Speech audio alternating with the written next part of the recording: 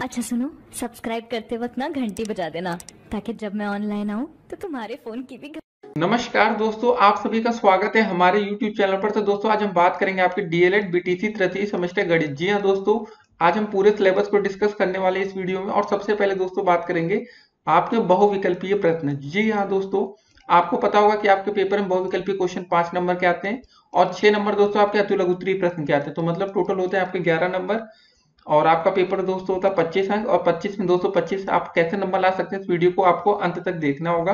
देखिए दोस्तों, हर बार आप लोग पेपर में हर क्वेश्चन को रट्टा मार कर जाते हैं, जो कि काफी गलत है। तो आप लोग आज से रटना छोड़िए, समझना शुरू करिए। पहला क्वेश्चन दोस्तों आपके पेपर में क्या आ सकता है, इसको देखते हैं। पहला सिंपल सा प्रश्न, अनुपात का चिन्ह क्या होता है? ठीक है, ऐसा क्वेश्चन दोस्तों आपके पेपर में आ सकता है। तो आप लोग सिंपल से बता सकते हैं। ये देखिए, पहला जो चिन्ह है ये समानुपात का है, दूसरा ये आपका अनुपात का, तीसरा बराबर का, चौथा क्वेश्चन मार्क या प्रश्नवाचक चिन्ह। तो इसका सही आंसर दोस्तों क्या होगा? आपका बी विकल्प, ये है आपका अनुपात का चिन्ह। तो ऐसे क्वेश्चन दोस्तों आपके पेपर में देखने को मिल सकते हैं, तो आप लोग तैयार रहिए। पहला, और दोस्तों आप लोग हर क्वेश्चन के साथ अपने आप को अंक दीजिए कि आपके कितने क्वेश्चन सही हो रहे हैं। देखिए, होता क्या है, पेपर में आप लोग अपने दोस्तों के भरोसे चले जाते हैं कि बहुविकल्पीय क्वेश्चन वो बता देंगे, गलतियां होती हैं। लेकिन दोस्तों आप लोग पूरी तरीके से हम बता रहे हैं आपके लिए। अति लघु उत्तरीय की अलग वीडियो आपको देखने को मिलेगी और लघु उत्तरीय की अलग वीडियो से।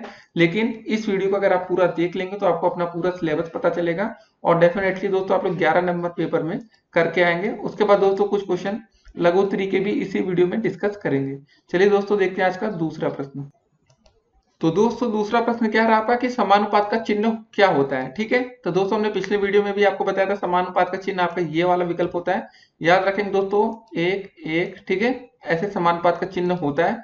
ऐसे क्वेश्चन कैसे देखने को मिलते हैं आपको दोस्तों? ये देखिए, कभी कभी ऐसे लिखा रहता है 2:3 समानुपात 4:5। ठीक है, ऐसे क्वेश्चन आपको देखने को मिल सकते हैं। तो कैसा भी क्वेश्चन पेपर में आ सकता है, तो हम बता दे रहे हैं। तो समानुपात का चिन्ह दोस्तों आपका ये होता है, बस ये आपको इतना याद रखना है और कुछ नहीं। उसके बाद दोस्तों ये आपका अनुपात का चिन्ह है समेशन का, और ये थीटा है। ठीक है ना, आप लोग एंगल कोर्स में पढ़ा होगा, थीटा बराबर ये सब। तो चलिए दोस्तों अब देखते हैं आज का अगला प्रश्न। तो दोस्तों तीसरा नंबर क्वेश्चन क्या रहा आपका कि दो वृत्तों की त्रिज्याओं का अनुपात अगर 2:5 है तो उनके क्षेत्रफलों का अनुपात हमें ज्ञात करना है।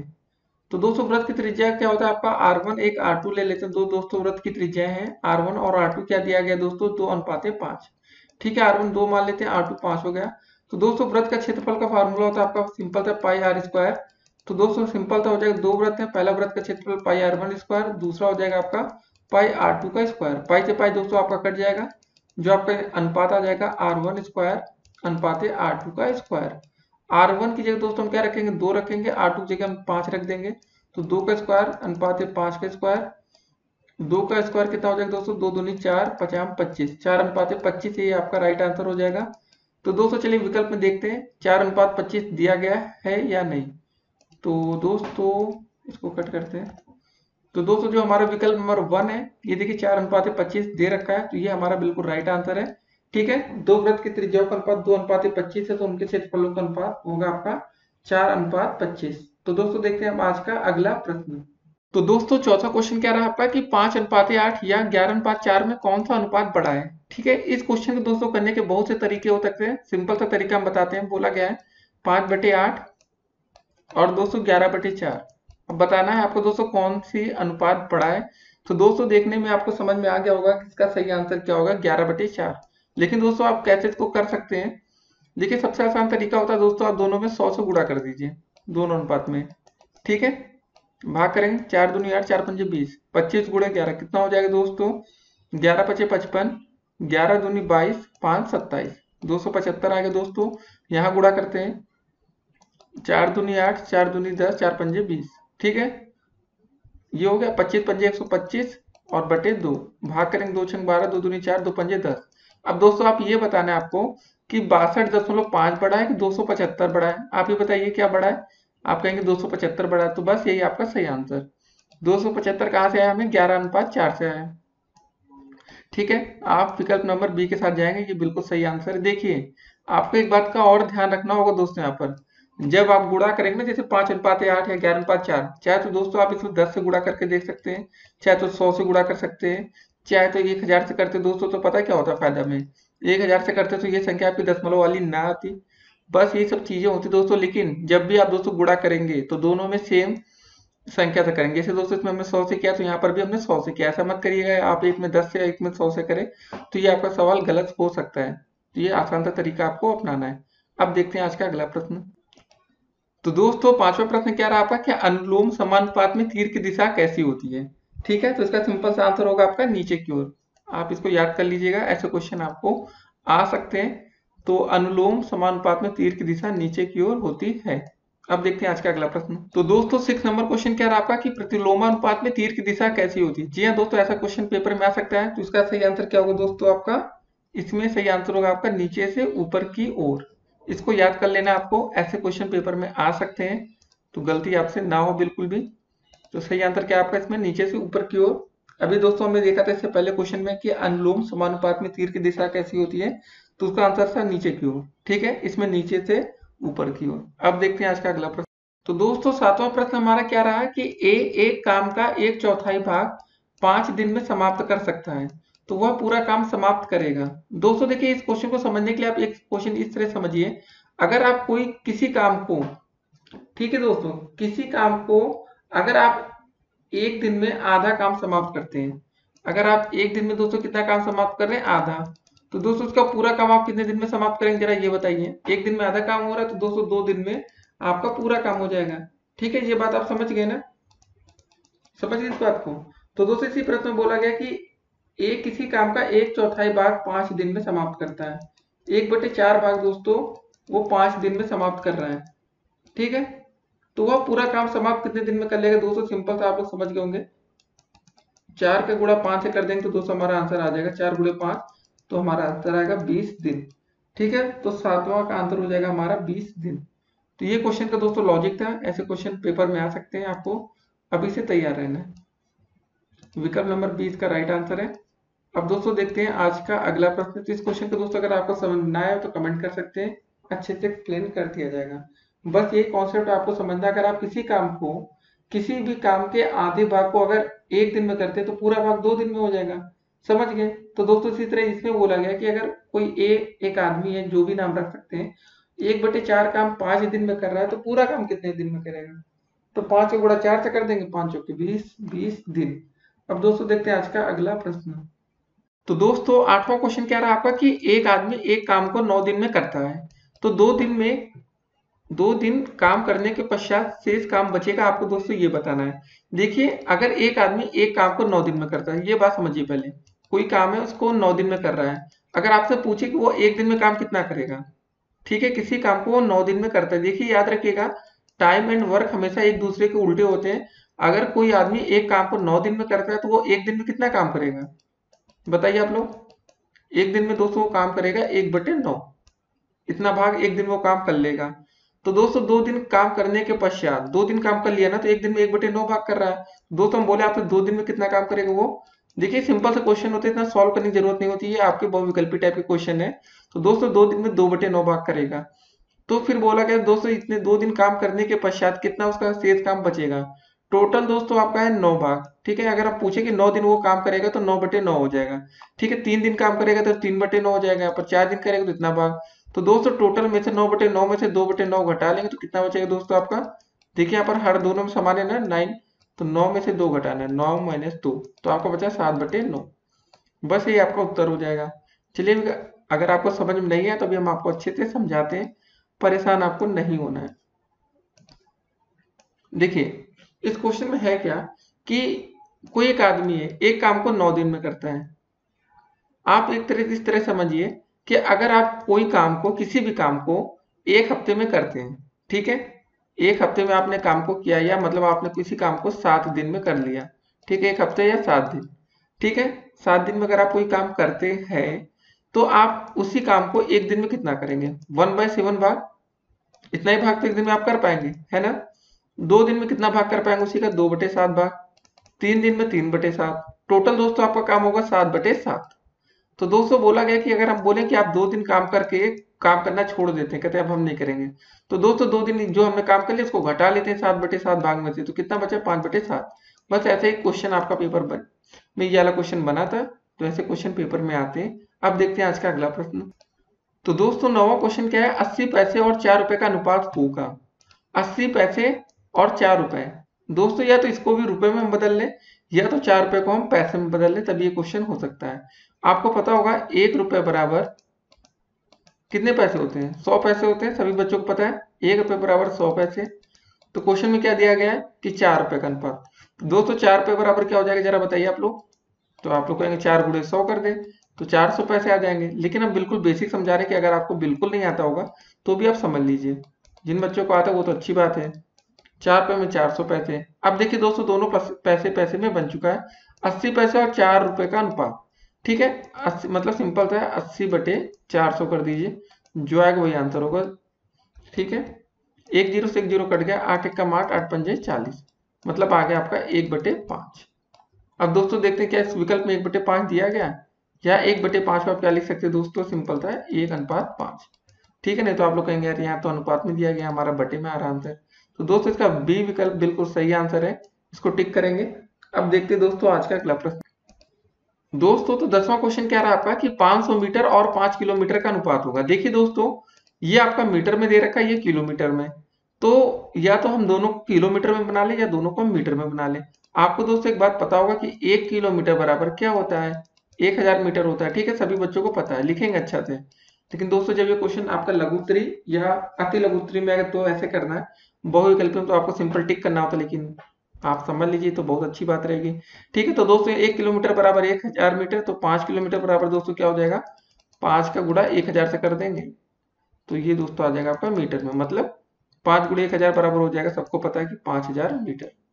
ठीक है, अब दोस्तों 500 मीटर और 5 किलोमीटर का अनुपात हम निकाल सकते हैं, क्योंकि देखिए दोस्तों जब हम किसी का अनुपात तब निकाल सकते हैं जब दोनों सेम में हो। जैसे ये मीटर में हो गया और अब ये भी मीटर में, तब इसको हम निकाल सकते हैं। मतलब क्या करना है, 500 बटे 5000, 2 जीरो से 2 जीरो कट गया, 5 एकम 5, 5 दाम 50, आ गया आपका दोस्तों 1/10। यही आपका उत्तर हो जाएगा। इसको यह हम लिख सकते हैं 1:10। ठीक है, ये आपका रहा उत्तर। तो दोस्तों देखते हैं कौन सा विकल्प सही होगा इसमें, 1:10, विकल्प नंबर सी, ये आपका सही आंसर है। अब दोस्तों देखते हैं आज का अगला प्रश्न। तो दोस्तों 11 नंबर क्वेश्चन क्या रहा आपका कि किसी थैले में 50 रुपए, 20 रुपए तथा 5 रुपए के नोटों की संख्या का अनुपात 4:5:6 है। यदि इस थैले में कुल 3300 रुपए हो तो उसमें 50, 20 तथा 5 रुपए की नोटों की संख्या क्या होगी। तो दोस्तों ये बहुत ही अच्छा क्वेश्चन है। ये क्वेश्चन आएगा तो पेपर में आपके 2 अंकों का आएगा, या अति लघुत्तरी या बहुविकल्पी में भी आ सकता है। तो दोस्तों देखिए पहले नोटों की संख्या का अनुपात हमें दिया गया है 4:5:6। ठीक है दोस्तों, कुल कितने नोट है हमारे, मतलब थैले में कुल कितने रुपए हमारे, सबसे पहले लिखेंगे दोस्तों 3300 रुपए है आपके टोटल रुपए। और दोस्तों अगर हम सबसे पहले अगर हम 50 रुपए नोटों की संख्या हमें निकालनी है, 50 रुपए की नोटों की संख्या, तो कैसे होगा, नीचे जो अनुपात का होगा दोस्तों उससे गुणा होगा, सीधे 50 का गुणा 4 से होगा। 20 का अनुपात दोस्तों में दिया गया यहाँ पर 5, 20 गुणे 5, प्लस का दोस्तों 5 की गुणा 6 से होगा, इंटू में दोस्तों हम करेंगे पहले 4। तो दोस्तों 50 रुपए की नोटों की संख्या ऐसे निकल जाएगी। सॉल्व करते हैं इसको, कितना हो जाएगा 3300 बटे में कितना होगा 50 चौके 200, 20 पंजे 100, 300 हो गया, 6 पंजे 30। ठीक है दोस्तों 100, 200, 330। ठीक है, अपॉन में 330 आ जाएगा, और गुणे में दोस्तों यहाँ पर कितना है आपका 4। दोस्तों क्या हो जाएगा, एक जीरो से एक जीरो कट गया, ये 10 बार जाएगा, 10 गुणे 4 40। तो दोस्तों हमें पता चल चुका है कि आपके जो 50 रुपए की नोटों की संख्या वो 40 होगा। तो दोस्तों एक बात ये कंफर्म हो गया कि जो आपका राइट आंसर होगा या विकल्प 1 में होगा या तो विकल्प 2 में होगा। अब दोस्तों जरा हम 20 रुपए की नोटों की संख्या निकाल लेते हैं तो हमें आंसर क्लियर हो जाएगा। इसके लिए दोस्तों टोटल पैसा लिख लेते हैं 3300 रुपए। 20 रुपए के लिए दोस्तों हमारा अनुपात क्या रहेगा आपका, ये देखिए यहाँ पर 5 लिखा है ना, 20 का है, तो गुणे में यहाँ 5 हो जाएगा, और पान में दोस्तों आपका यही आएगा जो यहाँ पर लिखा 50 गुणे 4 ये सब। तो दोस्तों इसकी वैल्यू आई थी आपके 330 रुपए। एक जीरो से एक जीरो कट गया, ये 10 बार जाएगा पहाड़ आपका, 10 गुणे 5 बराबर होगा आपका 50। ठीक है दोस्तों, तो दोस्तों हमारा विकल्प नंबर ए बिल्कुल राइट आंसर है, क्योंकि इसमें 40 के बाद 50 दिया गया है, इसमें 60 दिया है, तो ये तो आंसर सही हो नहीं सकता। तो इस क्वेश्चन का जो दोस्तों राइट आंसर है हमारा विकल्प नंबर ए है। चाहे इसको क्रॉस चेक और कर सकते हैं। अगर हम 5 रुपए के नोटों की संख्या निकालना है तो क्या करेंगे दोस्तों, हम लोग सिंपल था 3300 टोटल नोटों जो रुपए दिया गया गुणे 5, गुणे में क्या करेंगे दोस्तों, यहाँ जरा देखें लास्ट में हमारा 6 दिया गया ना अनुपात, गुणे में दोस्तों 6 कर देंगे, बटे में आपका आ जाएगा 330। एक जीरो से जीरो कट गया, 10 बार आपका ये पहाड़ आ जाएगा, 10 गुणे 6 हो जाएगा आपका 60। ठीक है, ये आ गया 60 आंसर। तो विकल्प में दोस्तों देख लेते हैं। जी हाँ दोस्तों, देखिए 40, 50 और 60 ये आपका बिल्कुल सही आंसर है। तो ऐसे क्वेश्चन दोस्तों आपके अनुपात समानुपात से आ सकते हैं, ध्यान में रखना है। इससे कठिन दोस्तों क्वेश्चन नहीं बनेगा बीटीसी लेवल पर। अब दोस्तों देखते हैं आज का अगला प्रश्न। तो दोस्तों 12 नंबर क्वेश्चन क्या रहा आपका कि 3 और 12 का तृतीय अनुपाती ज्ञात कीजिए। तो दोस्तों थोड़ी देर के लिए मान लेते हैं आपका तृतीय अनुपाती x है। तो कैसे होगा दोस्तों, 3 अनुपाते 12 लिख सकते हैं, फिर समानुपात का चिन्ह लगेगा, फिर यहाँ आ जाएगा 12 अनुपाते x। तो दोस्तों हमने आपको बताया कि बाहर का गुणा बाहर से होगा, अंदर का गुणा अंदर से होगा। 12 गुणे 12 कितना हो जाएगा दोस्तों आपका, जो भी होगा दोस्तों इंटू 3 इंटू एक्स आपका 12 गुणे 12 144 बराबर 3x। ठीक है दोस्तों, तो आपके x की वैल्यू कितनी हो जाएगी 144 बटे 3। 3 चौके 12, 2 4 3 नोटे 24। तो दोस्तों हमारी x का मान आ जाएगा यहाँ से 48। ये दोस्तों आपका तृतीय अनुपाती हो जाएगा। तो ऐसे क्वेश्चन आपके पेपर में आ सकते हैं, तो आपको तैयार रहना है कि आप एक भी प्रश्न गलत ना कर पाए पेपर में। तो सिंपल सा क्वेश्चन था दोस्तों, तो आपका तृतीय अनुपाती 48 आ गया। अब दोस्तों देखते हैं आज का अगला प्रश्न। तो दोस्तों चलिए पहले हम यहाँ पर क्वेश्चन को टिक तो कर लेना, जल्दबाजी में ऐसा ना हो कि आप लोग विकल्प को टिक करना ही भूल जाए, खाली हो जाए कि हमारा आंसर आ चुका है। अब दोस्तों देखते हैं आज का अगला प्रश्न। तो दोस्तों 13 नंबर क्वेश्चन क्या रहा आपका कि 3, 12, 15 का चतुर्थानुपाती ज्ञात करें। तो दोस्तों मान लीजिए चतुर्थानुपाती आपका क्या है, ऐसे क्वेश्चन है तुरंत ही आप लोग मान लीजिए चतुर्थानुपाती आपका x है। ठीक है, क्या हो जाएगा 3 अनुपाते 12, देखिए बीच में समानुपात का चिन्ह आएगा, 15 अनुपाते x। बस हो गया आपका क्वेश्चन। ऐसे क्वेश्चन में दोस्तों हमने आपको बता रखा है कि बाहर का गुणा बाहर से, अंदर का गुणा अंदर से। ठीक है, क्या हो जाएगा दोस्तों 3 गुणे आपका हो जाएगा, यहाँ गुणे के चिन्ह में दोस्तों डॉट लगा देते नहीं तो कंफ्यूजन होगी, x बराबर 12 गुणे 15। ये डॉट का मतलब दोस्तों क्या होता है, आपका गुणा का चिन्ह होता है, सभी बच्चों को पता होगा। तो x बराबर हो जाएगा 12 डॉट 15 बटे 3। 3 से भाग करेंगे, 3 पचे 15, 5 गुणे 12, 12 पंजे 60। ठीक है दोस्तों, आपका आंसर आ जाएगा 60। तो चलिए विकल्प नंबर कौन सा सही आपका है, विकल्प नंबर डी आपका बिल्कुल सही आंसर है। इसको टिक करेंगे और आप लोग पूरे अंक पा जाएंगे। अब दोस्तों देखते हैं आज का अगला प्रश्न। तो दोस्तों 14 नंबर क्वेश्चन क्या रहा है, 16 और 49 का मध्यानुपाती क्या होगा। देखिए दोस्तों आपको क्या निकालना है, मध्यानुपाती। तो मान लेते हैं मध्यानुपाती आपका क्या होगा दोस्तों, ये x हो जाएगा। तो क्या हो जाएगा दोस्तों 16 अनुपाते x, फिर समानुपात का चिन्ह, फिर दोस्तों x अनुपाते 49। क्योंकि हमने मध्यानुपाती निकालना है इन दोनों के बीच का ना, तो बस बाहर का गुणा बाहर से, अंदर का गुणा अंदर से, बस हो गया क्वेश्चन दोस्तों। क्या हो जाएगा x गुणे x कितना हो जाएगा दोस्तों, x का स्क्वायर हो जाएगा बराबर 16 गुणे में आपका 49। ठीक है, तो x बराबर हो जाएगा दोस्तों आपका अंडर रूट 16 गुणे 49। देखिए सबसे अच्छा तरीका इस क्वेश्चन को करने का ये रहेगा, आप लोग कभी भी 16 और 49 का गुणा मत करिए, नहीं तो आप कंफ्यूजन में आ जाएंगे। अब सबसे पहले दोस्तों आप लोग क्या कर सकते हैं, 16 जब अंडर रूट से बाहर आएगा तो दोस्तों क्या हो जाएगा 4, और 49 अंडर रूट से बाहर आएगा तो हो जाएगा 7। तो x बराबर 7 गुणे 4 हो जाएगा आपका 28। यही आपका उत्तर हो जाएगा।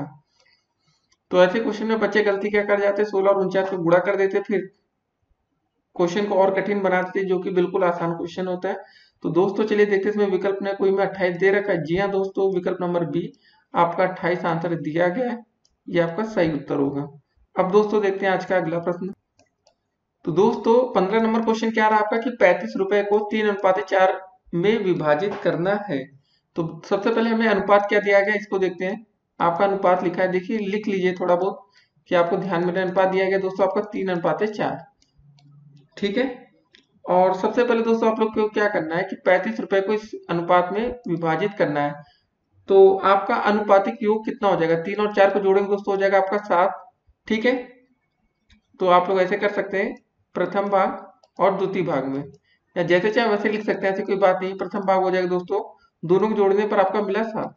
ठीक है, बोला क्या गया है कि 35 रुपए को 3 अनुपात 4 में विभाजित करना है। या तो आप दोस्तों ऐसे कर सकते हैं, इसको 3x और 4x में मान लीजिए, क्या हो जाएगा 3x प्लस 4x बराबर आपका 35 दे रखा है। आप चाहे तो ऐसे भी सॉल्व कर सकते हैं, दोनों जोड़ लेंगे 7x हो जाएगा बराबर 35। x बराबर दोस्तों आ जाओ आपका हो जाएगा 35 बटे 7, 7 एकम 7, 7 पचे 35। तो दोस्तों आपके x वैल्यू यहाँ से 5 आ जाएगी।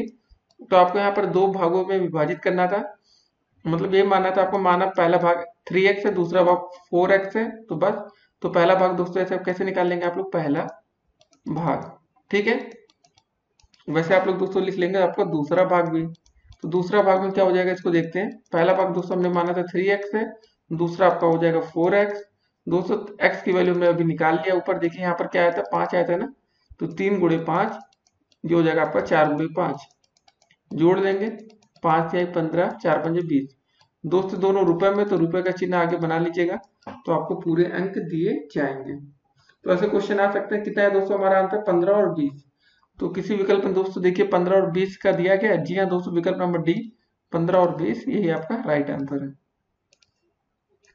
देखिए दोस्तों ये वाला जो हमने तरीका पहले अपना रहे थे कि मान लेते दोनों का अनुपातिक योग हमारा 7 आ रहा था, तो प्रथम भाग दोस्तों आपका क्या हो जाता, सिंपल सा था। आप लोग क्या करते दोस्तों प्रथम भाग निकालने के लिए 3 गुणे 35 बटे 7, 7 बचे 35, 5 या 15 आ जाता।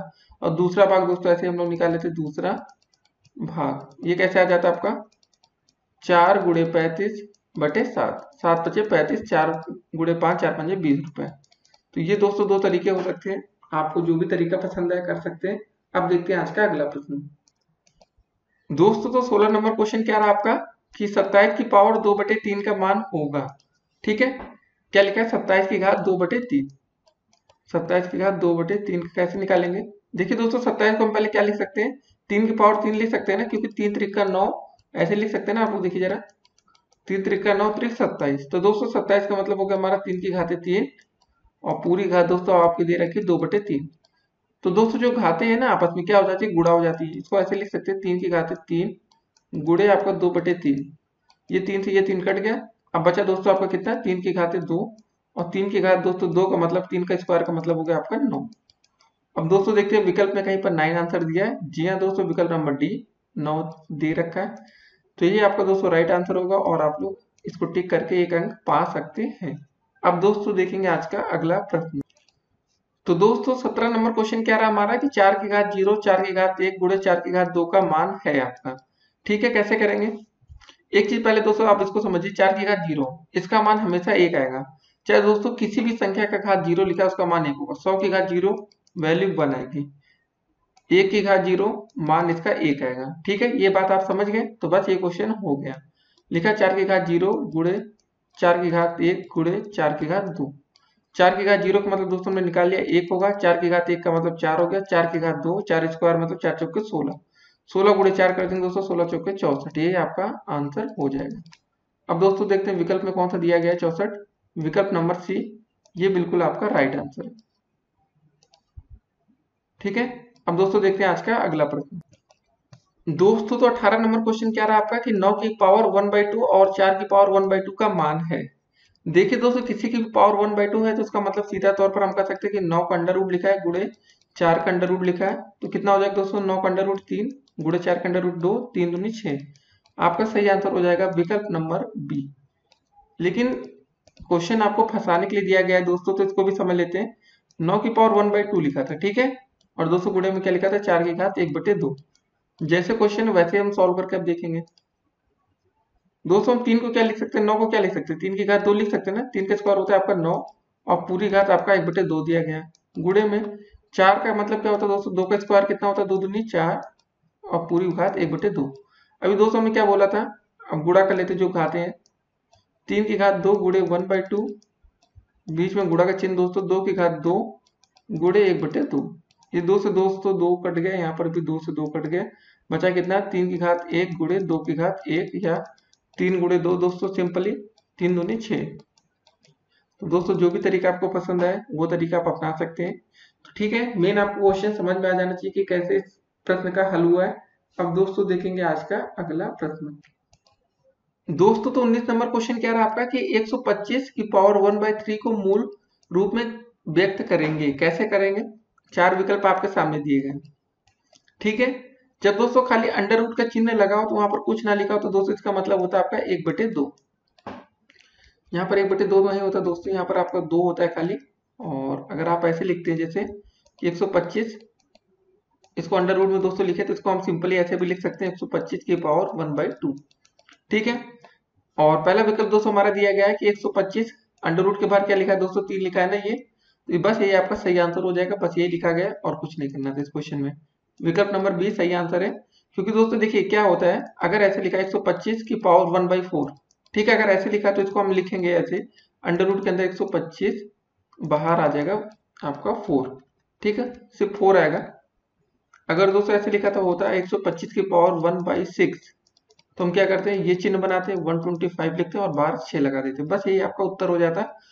अगर ये आपको दोस्तों लिखा होता है 125 की पावर 1/2, हम सिंपल सा अंडर रूट का चिन्ह लगा देंगे 125 तो भी सही होता है, और यहाँ 2 लिख देंगे तो 100% सही आंसर है, ठीक है। तो इसका हमने समझ गया ना, जो यहाँ पर आपका लिखा है, खाली इसी को आपको दोस्तों देखना था इस क्वेश्चन में कि 125 की घात कितनी लिखी है, 1/3 लिखी है, बस आप देखेंगे 3 कहाँ पर आगे लिखा है, बस वही आपका सही उत्तर हो जाएगा। अब दोस्तों देखते हैं आज का अगला प्रश्न। दोस्तों तो 20 नंबर क्वेश्चन क्या रहा आपका कि 10 की घात 0 का मान होगा आपका। अभी दोस्तों हमने थोड़ी देर पहले आपको बताया था किसी की घात अगर 0 ऐसे लिखा है, 10 की घात 0 का मतलब 1, अगर दोस्तों 1 की घात 0 तो भी इसकी वैल्यू 1, 2 की घात 0 दोस्तों तो भी इसका मान 1, हमेशा दोस्तों इसका मान 1 आएगा, कभी 0 तो नहीं आने वाला, नहीं तो आप लोग गलती कर जाए। इसका विकल्प नंबर 1 ए सही होगा। अब दोस्तों देखते हैं आज का अगला प्रश्न। तो दोस्तों 21 नंबर क्वेश्चन क्या रहा आपका कि x की पावर m फिर दोस्तों इसकी पावर n है का मान होगा। 4 विकल्प आपके सामने दे रखे हैं, ठीक है दोस्तों। तो हमने क्या बोला था दोस्तों, इससे पहले क्वेश्चन में हमने दोस्तों अभी देखा था, जैसे लिखा था कि 5 की घात 1/2, कैसे क्वेश्चन था दोस्तों, ऐसे था 5 की घात 2 की पावर 1/2, ऐसा देखा था ना। तो हमने क्या किया था दोस्तों, 5 की घात 2 गुणा किया था ना 1/2 का, तभी 2 2 कटता था, तभी 5 आंसर आता था आपका। तो यहाँ पर दोस्तों क्या लिखा हुआ है, x की पावर m की पावर n, ठीक है, सिंपल सा दोस्तों इसको हम क्या करेंगे, गुणा करेंगे, x की पावर m इंटू n, तो आपका आंसर आ जाएगा x की पावर m n।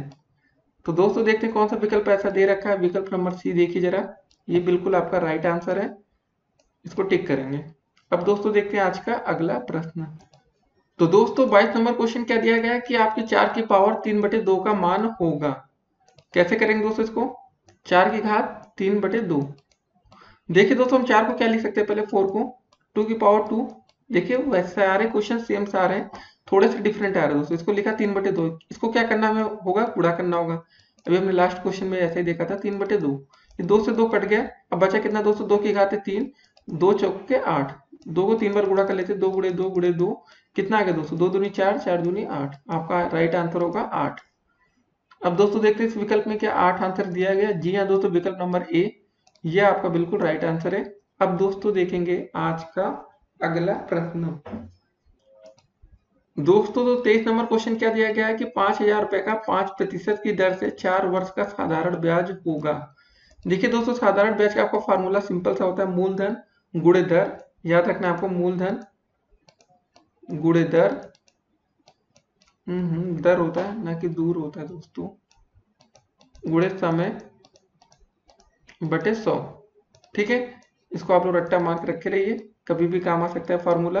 ये साधारण ब्याज बराबर फार्मूला होता है, कभी कभी होता है दोस्तों साधारण ब्याज दिया गया होता है और कुछ मूलधन या दर पूछ लिया जाता है। तो दोस्तों यहाँ इस क्वेश्चन में मूलधन आपका 5,000 रुपए, दर आपका 5%, वर्ष आपका समय 4 वर्ष, ठीक है, लिखेंगे 5,000 गुणे दोस्तों दर कितना दिया गया 5%, गुणे समय 4 वर्ष बटे 100, बस सॉल्व कर लेंगे, 2 जीरो से 2 जीरो कट गया, कितना हो गया दोस्तों जरा, 50 गुणे 5, या इसको ऐसे कर ले 5 चौके 20, ठीक है, यहाँ बचा 50 गुणे 20, 205 दूनी 10 और 2 जीरो बढ़ा देंगे, 1,000 रुपये, ठीक है, ये आपका आंसर हो गया। तो विकल्प में कौन सा सही आंसर होगा दोस्तों, हमारा विकल्प नंबर ए बिल्कुल राइट आंसर है। अब दोस्तों देखते हैं आज का अगला प्रश्न। दोस्तों तो 24 नंबर क्वेश्चन क्या रहा आपका कि 500 रुपए का 5% वार्षिक चक्रवृद्धि ब्याज की दर से 2 वर्ष का मिश्र धन होगा, ठीक है दोस्तों। तो मिश्र धन का फार्मूला क्या होता है, इसको पहले देखते हैं। मिश्र धन ऐसे क्वेश्चन पेपर में अगर आपका आएगा तो क्या करेंगे, मिश्र धन का फार्मूला दोस्तों सिंपल सा होता है, मूलधन, ठीक है, 1 प्लस दर बटे 100, ठीक है, 100 लिखा दोस्तों नीचे, 100 की पावर आप ऊपर होता है आपका समय, बस ये आपका फार्मूला होता है। देखिए चक्रवृद्धि ब्याज का अलग फार्मूला होता है, उसको अगले क्वेश्चन में डिस्कस करेंगे। तो दोस्तों हमारा मूलधन दिया गया यहाँ पर 500 रुपए, 1 प्लस 5% वार्षिक ब्याज की दर है ना, दर आपका 5 है बटे 100 हो जाएगा आपका, और समय दोस्तों आपका दिया गया यहाँ पर 2 वर्ष, बस क्वेश्चन हो गया। सॉल्व करना है दोस्तों, मैथमेटिकल बचाओ, 5 एकम 5, 5 दूनी 10 0। ठीक है, 1+1/20 की पावर दोस्तों 2। इसको हम क्या लिख सकते हैं दोस्तों, 500। यहाँ देखिए जब दोस्तों इसका लसागु लेंगे, एलसीएम ये सब लेंगे तो यहाँ 20 आ जाएगा, 20 + 1 21 हो जाएगा, मतलब 21/20 की पावर 2। ठीक है, इसको हम कैसे लिख सकते हैं, 500 गुणे 21/20, 2 बार खाते हैं ना तो 2 बार दोस्तों इसको लिख सकते हैं आपका 21/20। सॉल्व कर लेते हैं, 2 जीरो से ये 1 जीरो यहाँ कट गया, 1 जीरो यहाँ कट गया। अब दोस्तों सिर्फ गुणा गुणा करने को रह गया। अब इसको गुणा कर लेते हैं, 21 गुणे 21 कितना होगा दोस्तों आपका 441। 21 का स्क्वायर 441 होता है, गुणे 5 बटन दोस्तों आपका आ जाएगा 4। ठीक है, अब इसको सॉल्व कर लेते हैं, भाग करना है आपको। पहले गुणा कर लेते हैं, 5 एकम 5, 5 चौके 20 का 0, 5 चौके 20, 2 22/4। अब दोस्तों साइड में भाग कर लेते हैं, 22/05/4। देखिए दोस्तों यहाँ पर आंसर आपके दशमलव में दे रखे हैं, तो हो सकता है कि दशमलव में आपका आंसर आए, आने चाहिए दोस्तों। 4 पंजे 20। ठीक है, यहाँ 2 बचा 0, फिर 4 पंजे 20, ये कट गया। ठीक है, यहाँ बचा 5, फिर 4 एकम 4। ठीक है दोस्तों, यहाँ 1 आएगा, फिर यहाँ दशमलव लगेगा, 0 आएगा, 4 दूनी 8, और आपके यहाँ 2 बचा, 0 बढ़ जाएगा दशमलव लगाया तो, 4 पंजे 20। ठीक है, ये कट गया। तो ये रहा क्वेश्चन दोस्तों, पूरा आपका आंसर आ गया 551.25। तो इतना लंबा क्वेश्चन था। तो इसका सही आंसर कौन सा है दोस्तों, आपका विकल्प नंबर बी बिल्कुल राइट आंसर। इसको टिक करेंगे और आप लोग 1 अंक आपको पूरे लेकर जाएंगे। देखिए क्वेश्चन लघु उत्तरी में भी बन सकता है, आपका अति लघु उत्तरी में भी बन सकता है। देखिए 1 नंबर का ये क्वेश्चन जरूर है, लेकिन ये क्वेश्चन दोस्तों कभी कभी लघु उत्तरी में भी ऐसे प्रश्न बन सकते हैं। ठीक है, तो आपको मिश्र धन का फार्मूला यहाँ पर पता होना चाहिए, नहीं पता होगा तो आप ये क्वेश्चन नहीं कर पाएंगे।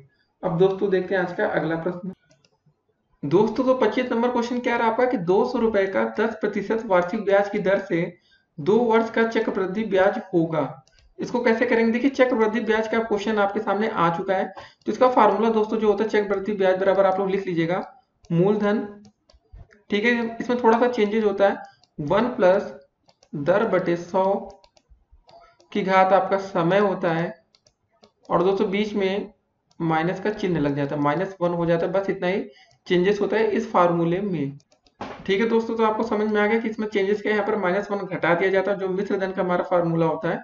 यहाँ पर देखिए -1 कहीं नहीं होता है, बस आपको इतना ध्यान रखना है मिश्र धन और चक्रवृद्धि ब्याज में, नहीं तो आप गलती कर सकते हैं। चलिए दोस्तों क्वेश्चन को सॉल्व कर लेते हैं। मूलधन आपको दोस्तों यहाँ दिया गया 200 रुपए। ठीक है, 200, 1+ बड़ा ब्रैकेट भी लगा लीजिएगा ऐसे। यहाँ दर कितना दिया गया दोस्तों, 10 बटे आपका हो जाएगा 100। समय दिया गया दोस्तों 2 वर्ष, 2, और यहाँ पर -1 घटा लेंगे, बस हो गया क्वेश्चन आपका। ठीक है, 1 जीरो से 1 जीरो कट गया, यहाँ बचे कितना दोस्तों 1+1/10 की पावर आपकी है यहाँ पर 2। ये -1 लिखा था ऐसे ब्रैकेट, जैसे पूरा क्वेश्चन दोस्तों वैसे हम उतार ले रहे हैं, कुछ अलग नहीं कर रहे हैं। उसके बाद दोस्तों हम क्या करेंगे, इसका एलसीएम ले लेंगे, कितना हो जाएगा 10 एकम 10, 10 + 1 11, 11/10 की पावर 2 -1।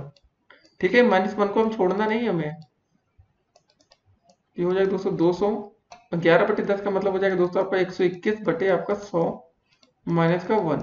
इसको सॉल्व कर लेंगे थोड़ा सा, 200, 121 दोस्तों, यहाँ -100 चला जाएगा ना, एलसीएम ले लिया हमने सब कुछ, बटे 100।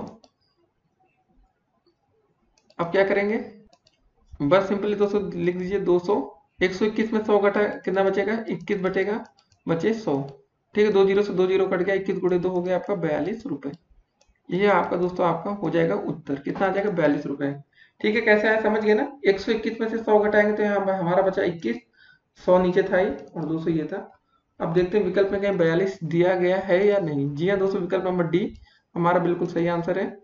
बस आपको इसमें क्या था, फार्मूला आपको पता होना चाहिए। देखिए क्वेश्चन 1 नंबर भी बन सकता है, आपका 2 अंकों में भी बन सकता है, तो तैयार रहना आपको। अब देखते हैं आज का अगला प्रश्न।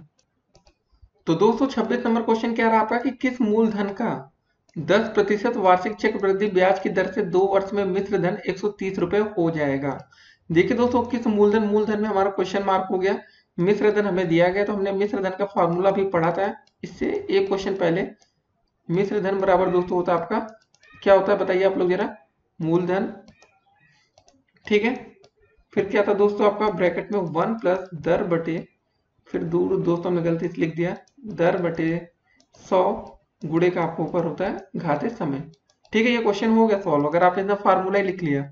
मूलधन दोस्तों हमें नहीं पता, इसको मान लेते हैं x है आपका मूलधन। चलिए x नहीं मानेंगे, p मान लेते हैं, p फॉर कुछ भी। मिश्र धन दोस्तों आपको दिया गया 130 रुपए, और यहाँ हो जाएगा 1 प्लस दर आपको दोस्तों कितना दिया गया 10% है ना वार्षिक ब्याज, 10 बटे 100। समय दिया गया दोस्तों यहाँ पर देख लेंगे आप लोग बड़ा बड़ा 2 वर्ष। ठीक है, हो गया क्वेश्चन दोस्तों। अगर आपने इतना कर लिया तो समझ लीजिए आपको 1 नंबर तो मिल गए। अगर ये आपका लघुत्तरी में आएगा स्टेप वाइज मार्किंग के।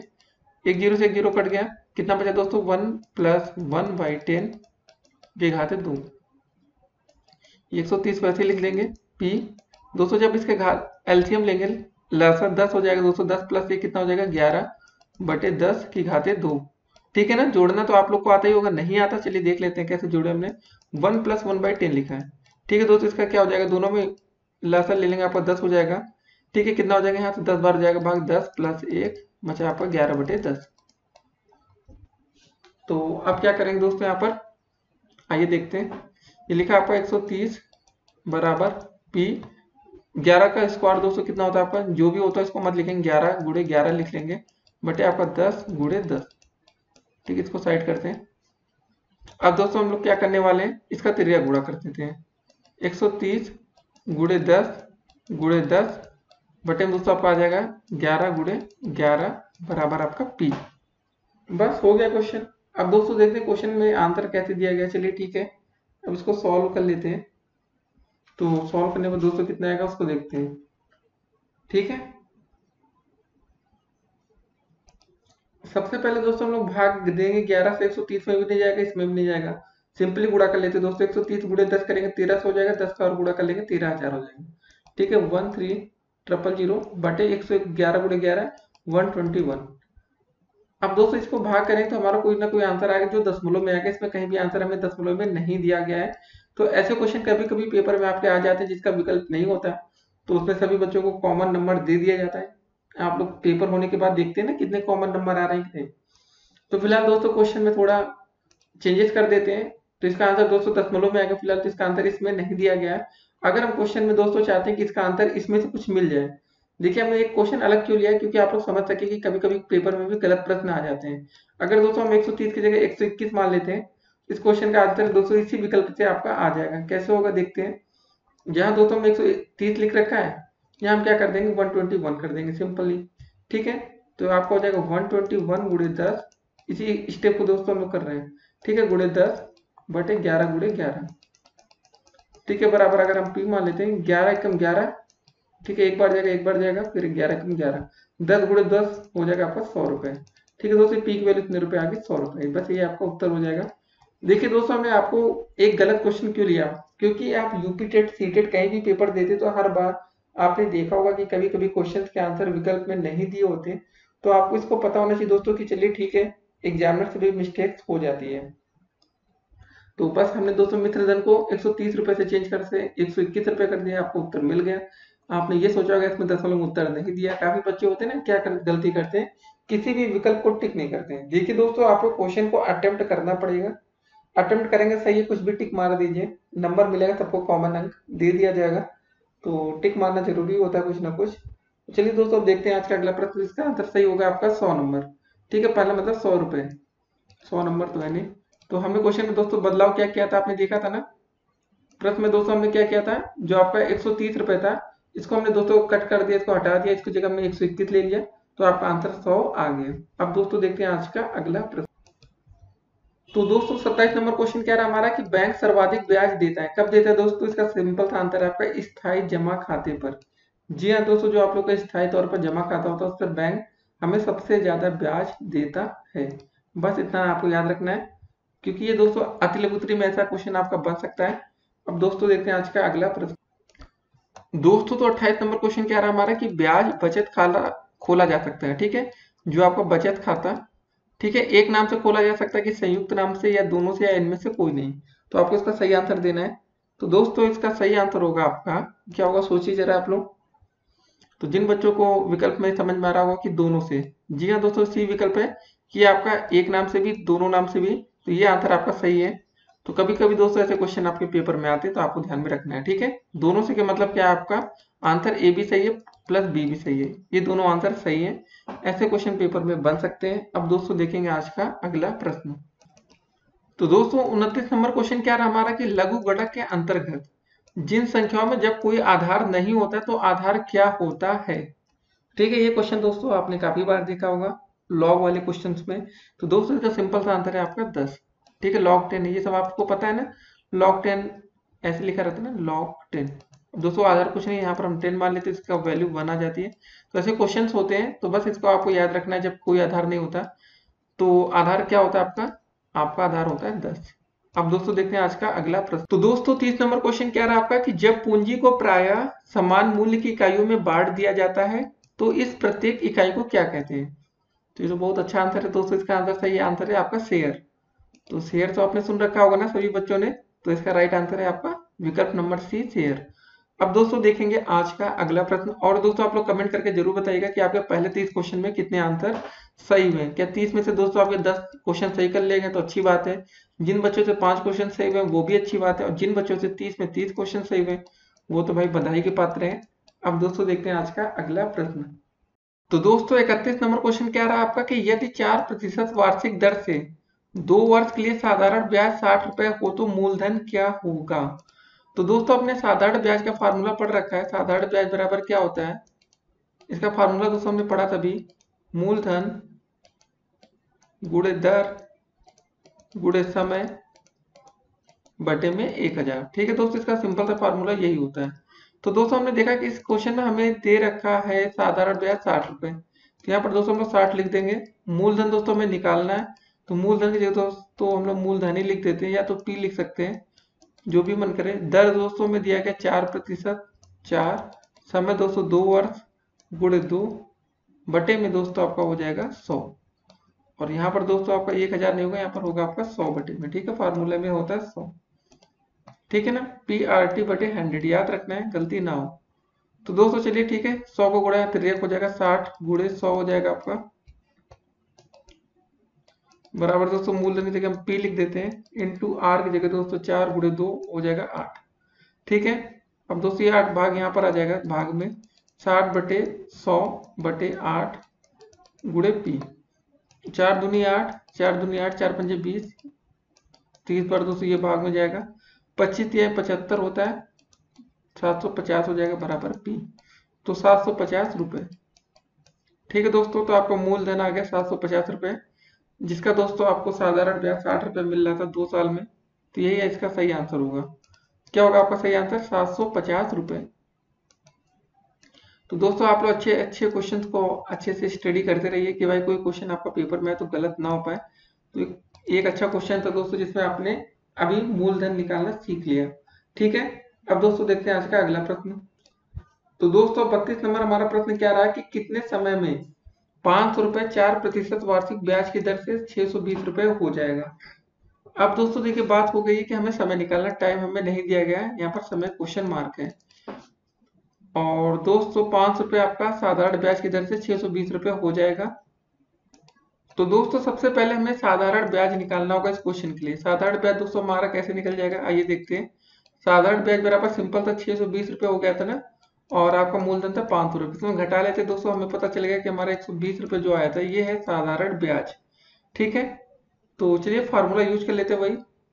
साधारण ब्याज बराबर आपका क्या होता है दोस्तों, आपने देख ही रखा है, याद रखिएगा एक ही फार्मूला, घुमा घुमा कर ना लिखिए नहीं तो भूल सकते हैं आप लोग। साधारण ब्याज बराबर आपका होता है मूलधन गुणे दर गुणे समय बटे में आपका 100। ठीक है, साधारण ब्याज की जगह दोस्तों अभी हमने निकाल लिया आपका साधारण ब्याज कितना है, 120 रुपए।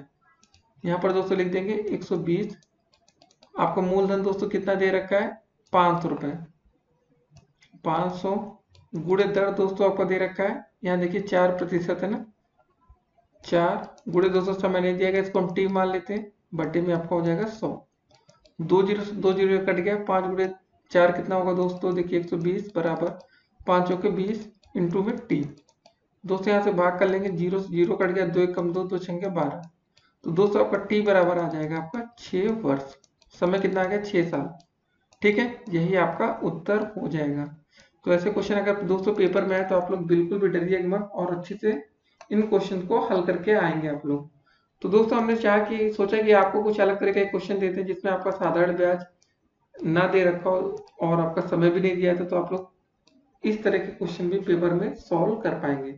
अब दोस्तों देखते हैं आज का अगला प्रश्न। तो दोस्तों 33 नंबर क्वेश्चन क्या रहा आपका कि यदि a बराबर आपका कर्ली ब्रैकेट में दिया गया, b बराबर ये दिया गया है, तो आपको a इंटरजेक्शन b का मान बताना है। देखिए दोस्तों, जब इस चिन्ह का प्रयोग हो जाए तो आपको जो दोनों में कॉमन होगा बस वही आंसर आपका होगा। तो हमारा a बराबर क्या दिया गया है, ए बी सी डी, और b बराबर एक्स वाई ए। तो दोस्तों दोनों में कॉमन क्या दिख रहा है, a इसमें भी है, a और इसमें भी है, a और b दोनों में a है ना। तो हमारा a इंटरजेक्शन b बराबर क्या हो जाएगा दोस्तों, कर्ली ब्रैकेट बनाएंगे, दोनों में जो कॉमन होगा बस उसी को आंसर लिख देंगे, बस कर्ली ब्रैकेट क्लोज। तो आपका विकल्प नंबर सी बिल्कुल राइट आंसर है इस क्वेश्चन के लिए। ठीक है, यही आपको ध्यान में रखना था बस, और कुछ नहीं करना था। कभी कभी क्वेश्चन में दोस्तों ये वाला जो चिन्ह की जगह अगर दोस्तों ये पूछ लिया जाता है ए यूनियन बी, तो दोस्तों आपको क्या करना होता है, जो दोनों में सबको लिखना पड़ता है। ए बी सी डी तो लिखते हैं और एक्स वाई और लिखते हैं। क्या लिखते हैं दोस्तों इसका answer, A B C D X और वाई। ठीक है, हमने एक ही क्वेश्चन से दो क्वेश्चन के आपके आंसर बता दिए। तो कभी कभी क्वेश्चन ऐसा भी पूछा जा सकता है ए यूनियन बी, तो दोस्तों इसमें क्या मतलब होता है, जो ए में वो भी लिखेंगे, जो बी में वो भी लिखेंगे। अब दोस्तों जैसे ए यहाँ पर 2 बार आ रहा, तो ये नहीं कि 2 बार लिखेंगे, आप एक ही बार लिखेंगे। ठीक है, अब दोस्तों देखते हैं आज का अगला प्रश्न। तो दोस्तों अब 34 नंबर क्वेश्चन देखने वाले हैं। यदि ए बराबर दिया गया आपका 1 3 5 7 9, ठीक है, 7 और 11 जो भी दोस्तों दिया गया, और बी बराबर दोस्तों में दिया गया है 3 6 9 और 12, तो हमें दोस्तों बताना है b माइनस ए का मान क्या होगा। ठीक है दोस्तों, हमें बताना है b माइनस ए, क्या बताना है हमें, b माइनस का a। दोस्तों देखिए b माइनस ए का मतलब क्या है, सबसे पहले हम b को लिख लेते हैं, 3 6 9 और 12। ठीक है, माइनस का चिन्ह लगा देते हैं बीच में जैसे क्वेश्चन दिया गया। a में क्या है, 1 3 5 9 7 है, 7 को पहले लिख लेते हैं, 7 9। ठीक है, उससे कोई फर्क नहीं, जैसे क्वेश्चन में था वैसे लिख लेते हैं। ये हमारा क्वेश्चन हो गया दोस्तों। ठीक है, ये हमारा प्रश्न था, ये में दिया गया है। अब दोस्तों b माइनस ए का मतलब क्या होगा, जो हमारा b में होगा। पहले क्या दोस्तों देखिए कॉमन क्या क्या है दोनों में, आपका 3 यहाँ पर है, 3 यहाँ पर है। उसके बाद दोस्तों आपका कॉमन हो रहा है, यहाँ पर भी 9 है दोनों में, यहाँ पर भी 9 है। अब दोस्तों देखिए b में आपका 6 और 12 है, इसमें 6 और 12 नहीं है। जब b में से a घटाएंगे तो दोस्तों आपका बचेगा क्या, एक तो पहले 6 बचेगा। ठीक है, जब आप घटा देंगे 3 और 9 तो मान लेते हैं आपका कट गया, तो 6 बचा और 12 बचे, बस ये आपका आंसर होगा। जब आप बड़े b में से a घटा रहे तो दोस्तों जो b में बचेगा बस वही आपका उत्तर होगा। ये बात आप लिख कर रख लीजिए, याद रखना है। अगर a में से b को घटाते हैं तो जो जो कट जाता है दोस्तों उसको तो लिखते ही, उसको हटा देते हैं, मतलब जो बचता वही आपका आंसर होता है। ठीक है, b माइनस ए का मतलब आप बहुत अच्छे से समझ गए होंगे कि हमारा 3 और 9 दोनों में था, तो ये कट गया हट गया, अब बचा हमारा 6 और 12, बस उसी को लिखेंगे। अब दोस्तों ये नहीं कि एक भी लिखेंगे, क्योंकि हम b में से a को घटा रहे हैं, a से b को नहीं घटा रहे हैं। तो जो हमारी वैल्यू b वाले कोष्टक में बचेगी वही हमारा उत्तर होगा। अब दोस्तों देखते हैं विकल्प कौन सा सही है हमारा।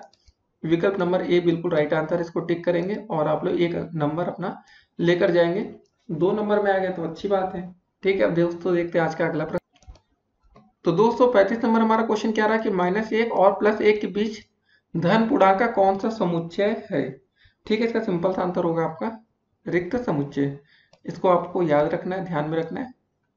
जो क्वेश्चन आपको याद रखने वाले होते हैं उसको आपको याद कर लेंगे, जो क्वेश्चन आपको समझने वाले होते हैं उस प्रश्न को आपको समझना है। अब दोस्तों देखते हैं आज का अगला प्रश्न। तो दोस्तों 36 नंबर हमारा क्वेश्चन क्या रहा कि समुच्चय कर्ली ब्रैकेट में ए बी का एक समुच्चय बताइए। क्या हो जाएगा दोस्तों इसका एक समुच्चय, देखिए और आप लोग बताइए। सिंपल सा दोस्तों आप लोग आंसर कर देंगे, विकल्प नंबर ए बिल्कुल सही आंसर है, बी और ए। ठीक है, ये आपका राइट आंसर है, इसको टिक करेंगे। अब दोस्तों देखते हैं आज का अगला प्रश्न। तो दोस्तों 37 नंबर हमारा प्रश्न क्या रहा कि अंग्रेजी वर्णमाला में अक्षरों का कौन सा समुच्चय है। रिक्त होता है कि एक समुच्चय, क्या सीमित या सीमित। तो दोस्तों आपको समझ में आ गया होगा कि अंग्रेजी वर्णमाला में जो हमारा अक्षरों का समुच्चय होता है वो एक सीमित है। ऐसा तो नहीं ना जेड के ऊपर भी कोई वर्ड्स आपको जानते हैं, ABCD EFG जो भी पूरा होता है लास्ट में जेड ही आता है ना, तो ये आपका एक सीमित समुच्चय है। अब दोस्तों देखते हैं आज का अगला प्रश्न। तो दोस्तों 38 नंबर हमारा प्रश्न क्या रहा कि x बिलोंग्स टू a का अर्थ है। ठीक है, x समुच्चय एक अवयव नहीं है, ये बिल्कुल गलत आंसर है, इसको तो कट पहले करते हैं।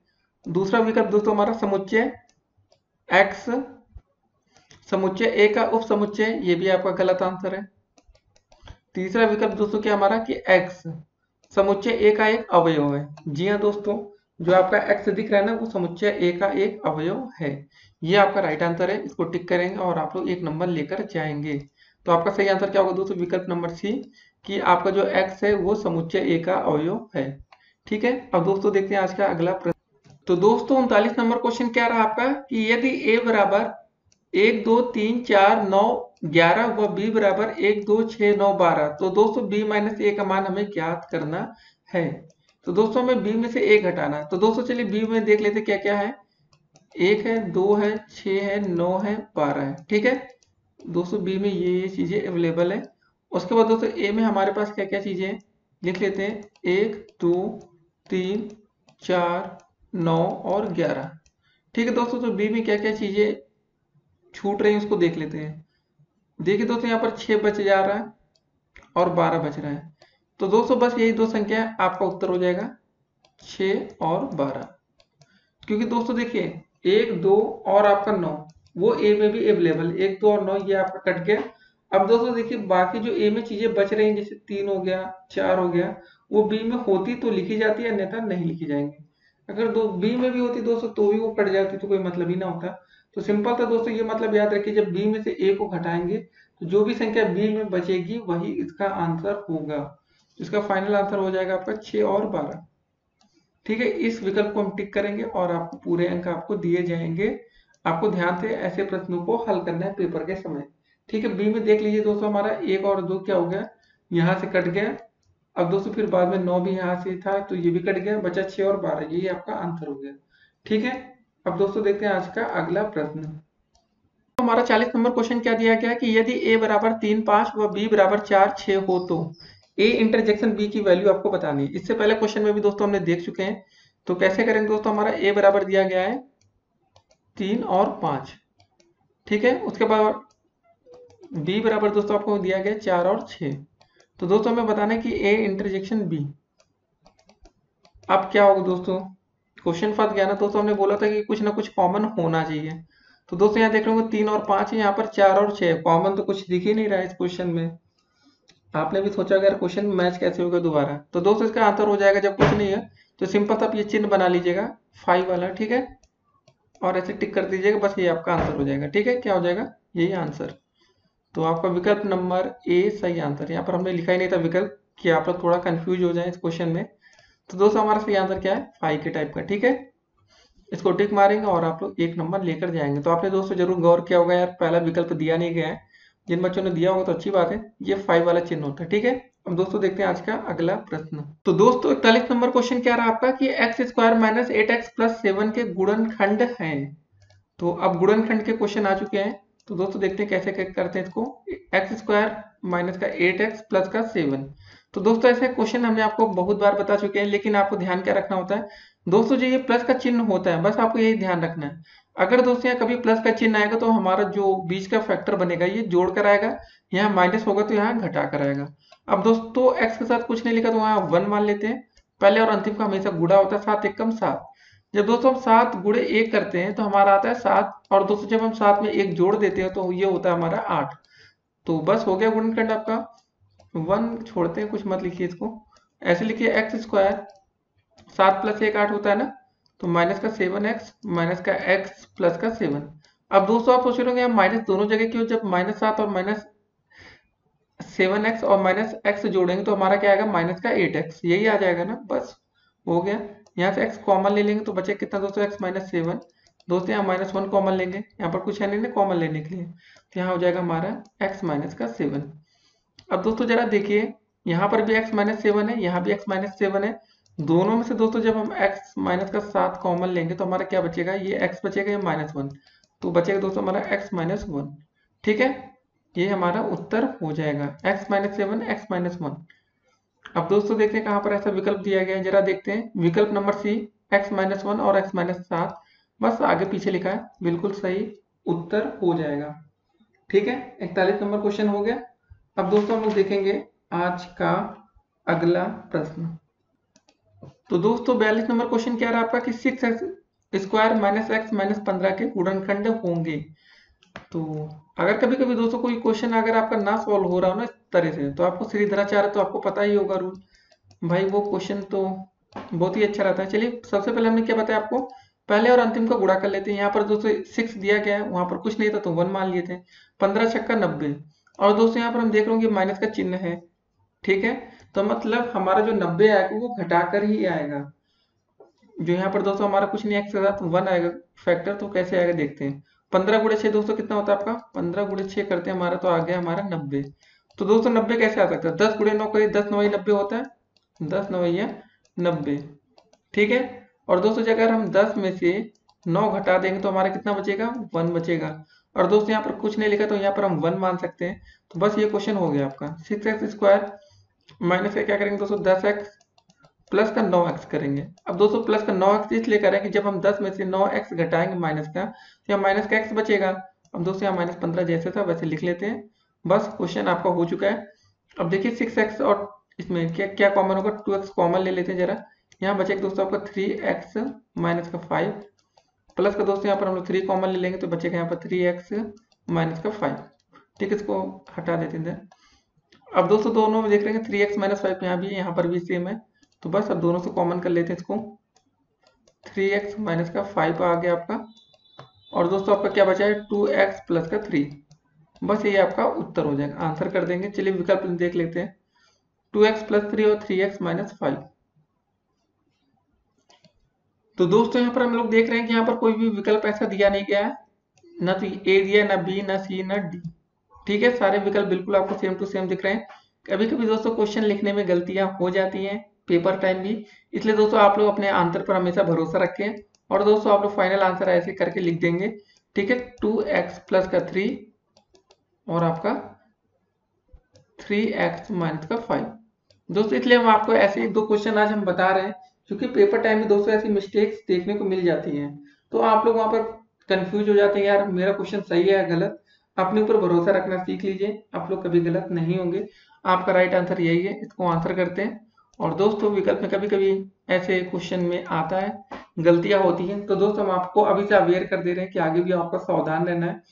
क्योंकि दोस्तों ये आपका तृतीय सेमेस्टर फोर्थ आएगा, उसके बाद यूपी टेट, सी टेट, जो आप लोग सुपर टेट देंगे, वहां पर आपका जो कॉन्फिडेंस लेवल होगा वो हाई होता चला जाएगा। अब दोस्तों देखते हैं आज का अगला प्रश्न। दोस्तों तो 43 नंबर क्वेश्चन क्या रहा आपका कि ए स्क्वायर प्लस 2 प्लस 1/a² के गुणनखंड हैं। इसको कैसे करेंगे दोस्तों, प्रश्न क्या लिखा पहले इसको देखते हैं। ए स्क्वायर प्लस का 2 प्लस का 1/a², ठीक है। ये क्वेश्चन आपके सामने ऐसा है।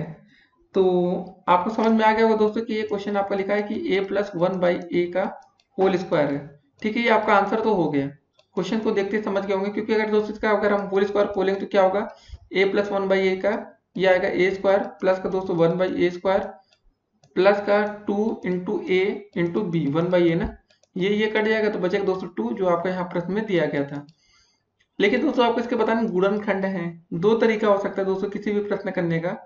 तो ये दोस्तों सबसे आसान तरीका होता है, इससे ही आप लोग का आंसर सेटिस्फाई हो रहा है, खत्म करिए। अब दोस्तों या तो आप इसका एलसीएम ले लीजिए और यहाँ एक ही का 4 बनाकर करेंगे, तो समय भी ज्यादा लगेगा, तो कोई मतलब नहीं है।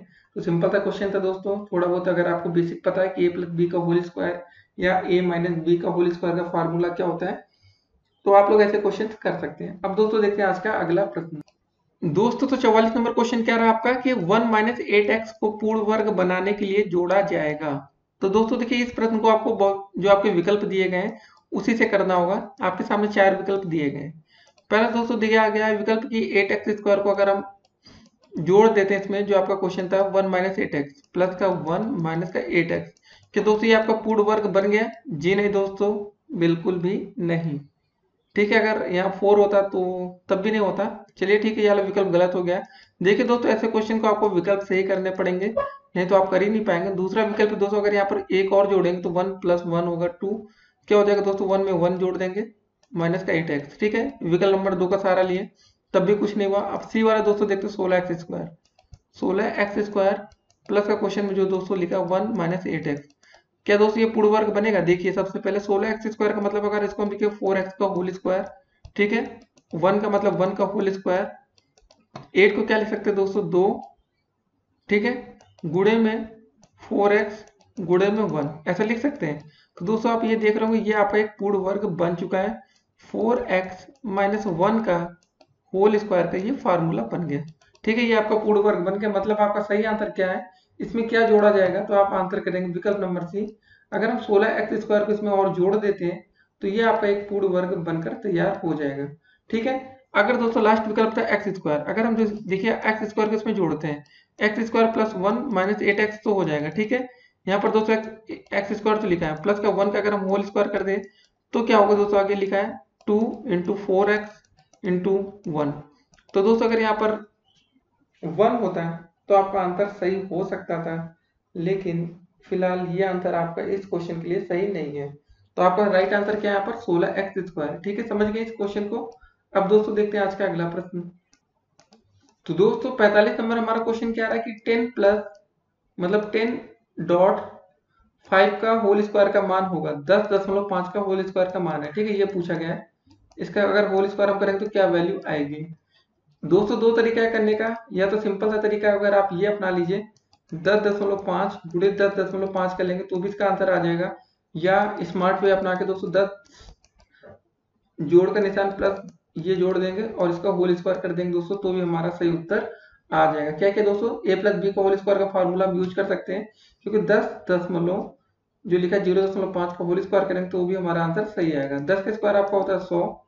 ठीक है, 0.5 का स्क्वायर हो जाएगा दोस्तों 0.25 गुणे 2ab 2 गुणे 10 गुणे में दोस्तों हो जाएगा 0.5। ठीक है दोस्तों, जरा देखते हैं यहाँ क्या होता है 100.0.25, ये दोस्तों प्लस का क्या आ जाएगा 10 दूनी 20 20 पंजे 100। ठीक है, 10 दूनी 20 20 पंजे 100 और एक अंक पर दोस्तों है आपका दशमलव, तो दोस्तों यहाँ पर 10 आ गया। ठीक है, हो गया, जोड़ लेते हैं 110.25 आपका आंसर आ जाएगा। ठीक है, उम्मीद करते हैं दोस्तों आप लोग को जोड़ना अच्छे से आता होगा।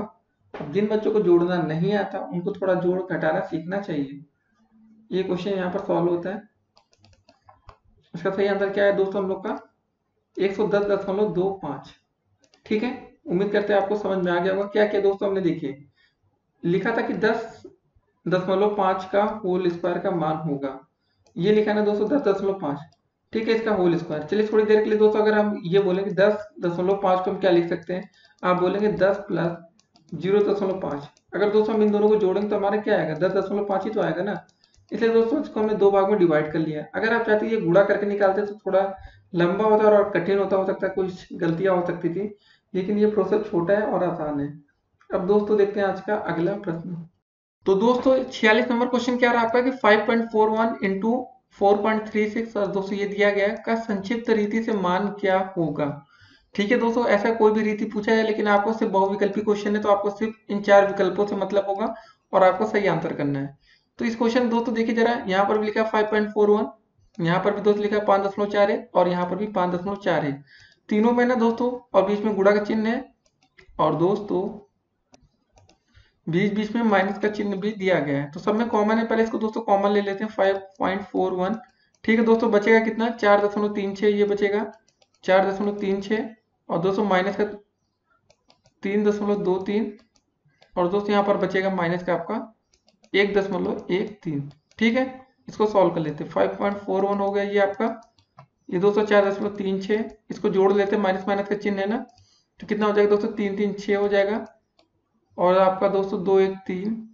ठीक है, 3 1 4, 4.36 दोस्तों ये भी आ गया। तो मतलब 4.36 ये 4.36 ये दोनों घटा लिए दोस्तों, घटाने पर यहाँ पर आ गया 5.41 इंटू में हो गया दोस्तों आपका 0, तो सारा आंसर हो जाएगा आपका 0।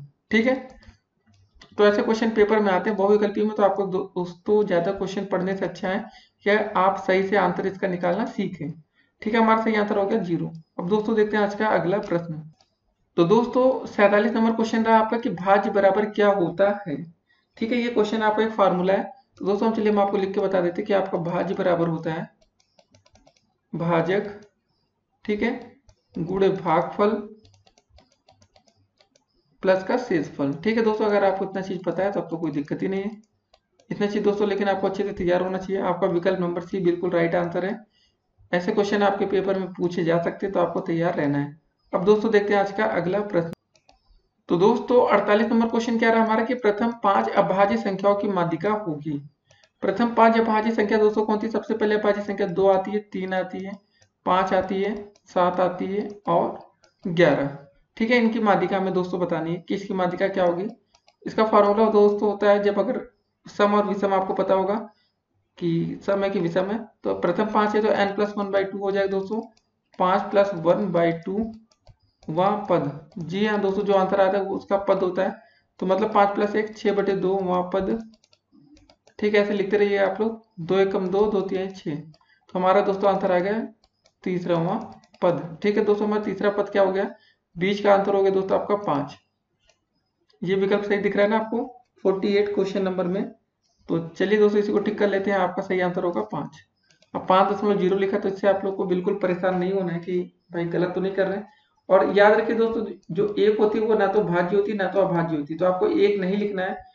तो इस बात का भी आपको ध्यान रखना है कि भले इसमें हमें जोड़ना घटाना कुछ ना रहा हो, लेकिन आपकी गलती ना हो। अगर एक लिख देंगे तो आपकी दोस्तों जो प्रथम 5 संख्या भाज्य संख्याओं की माध्यिका है कि वो दोस्तों 3 आ सकती है आपके हिसाब से, तो ये गलती हो सकती है। अब दोस्तों देखते हैं आज का अगला प्रश्न।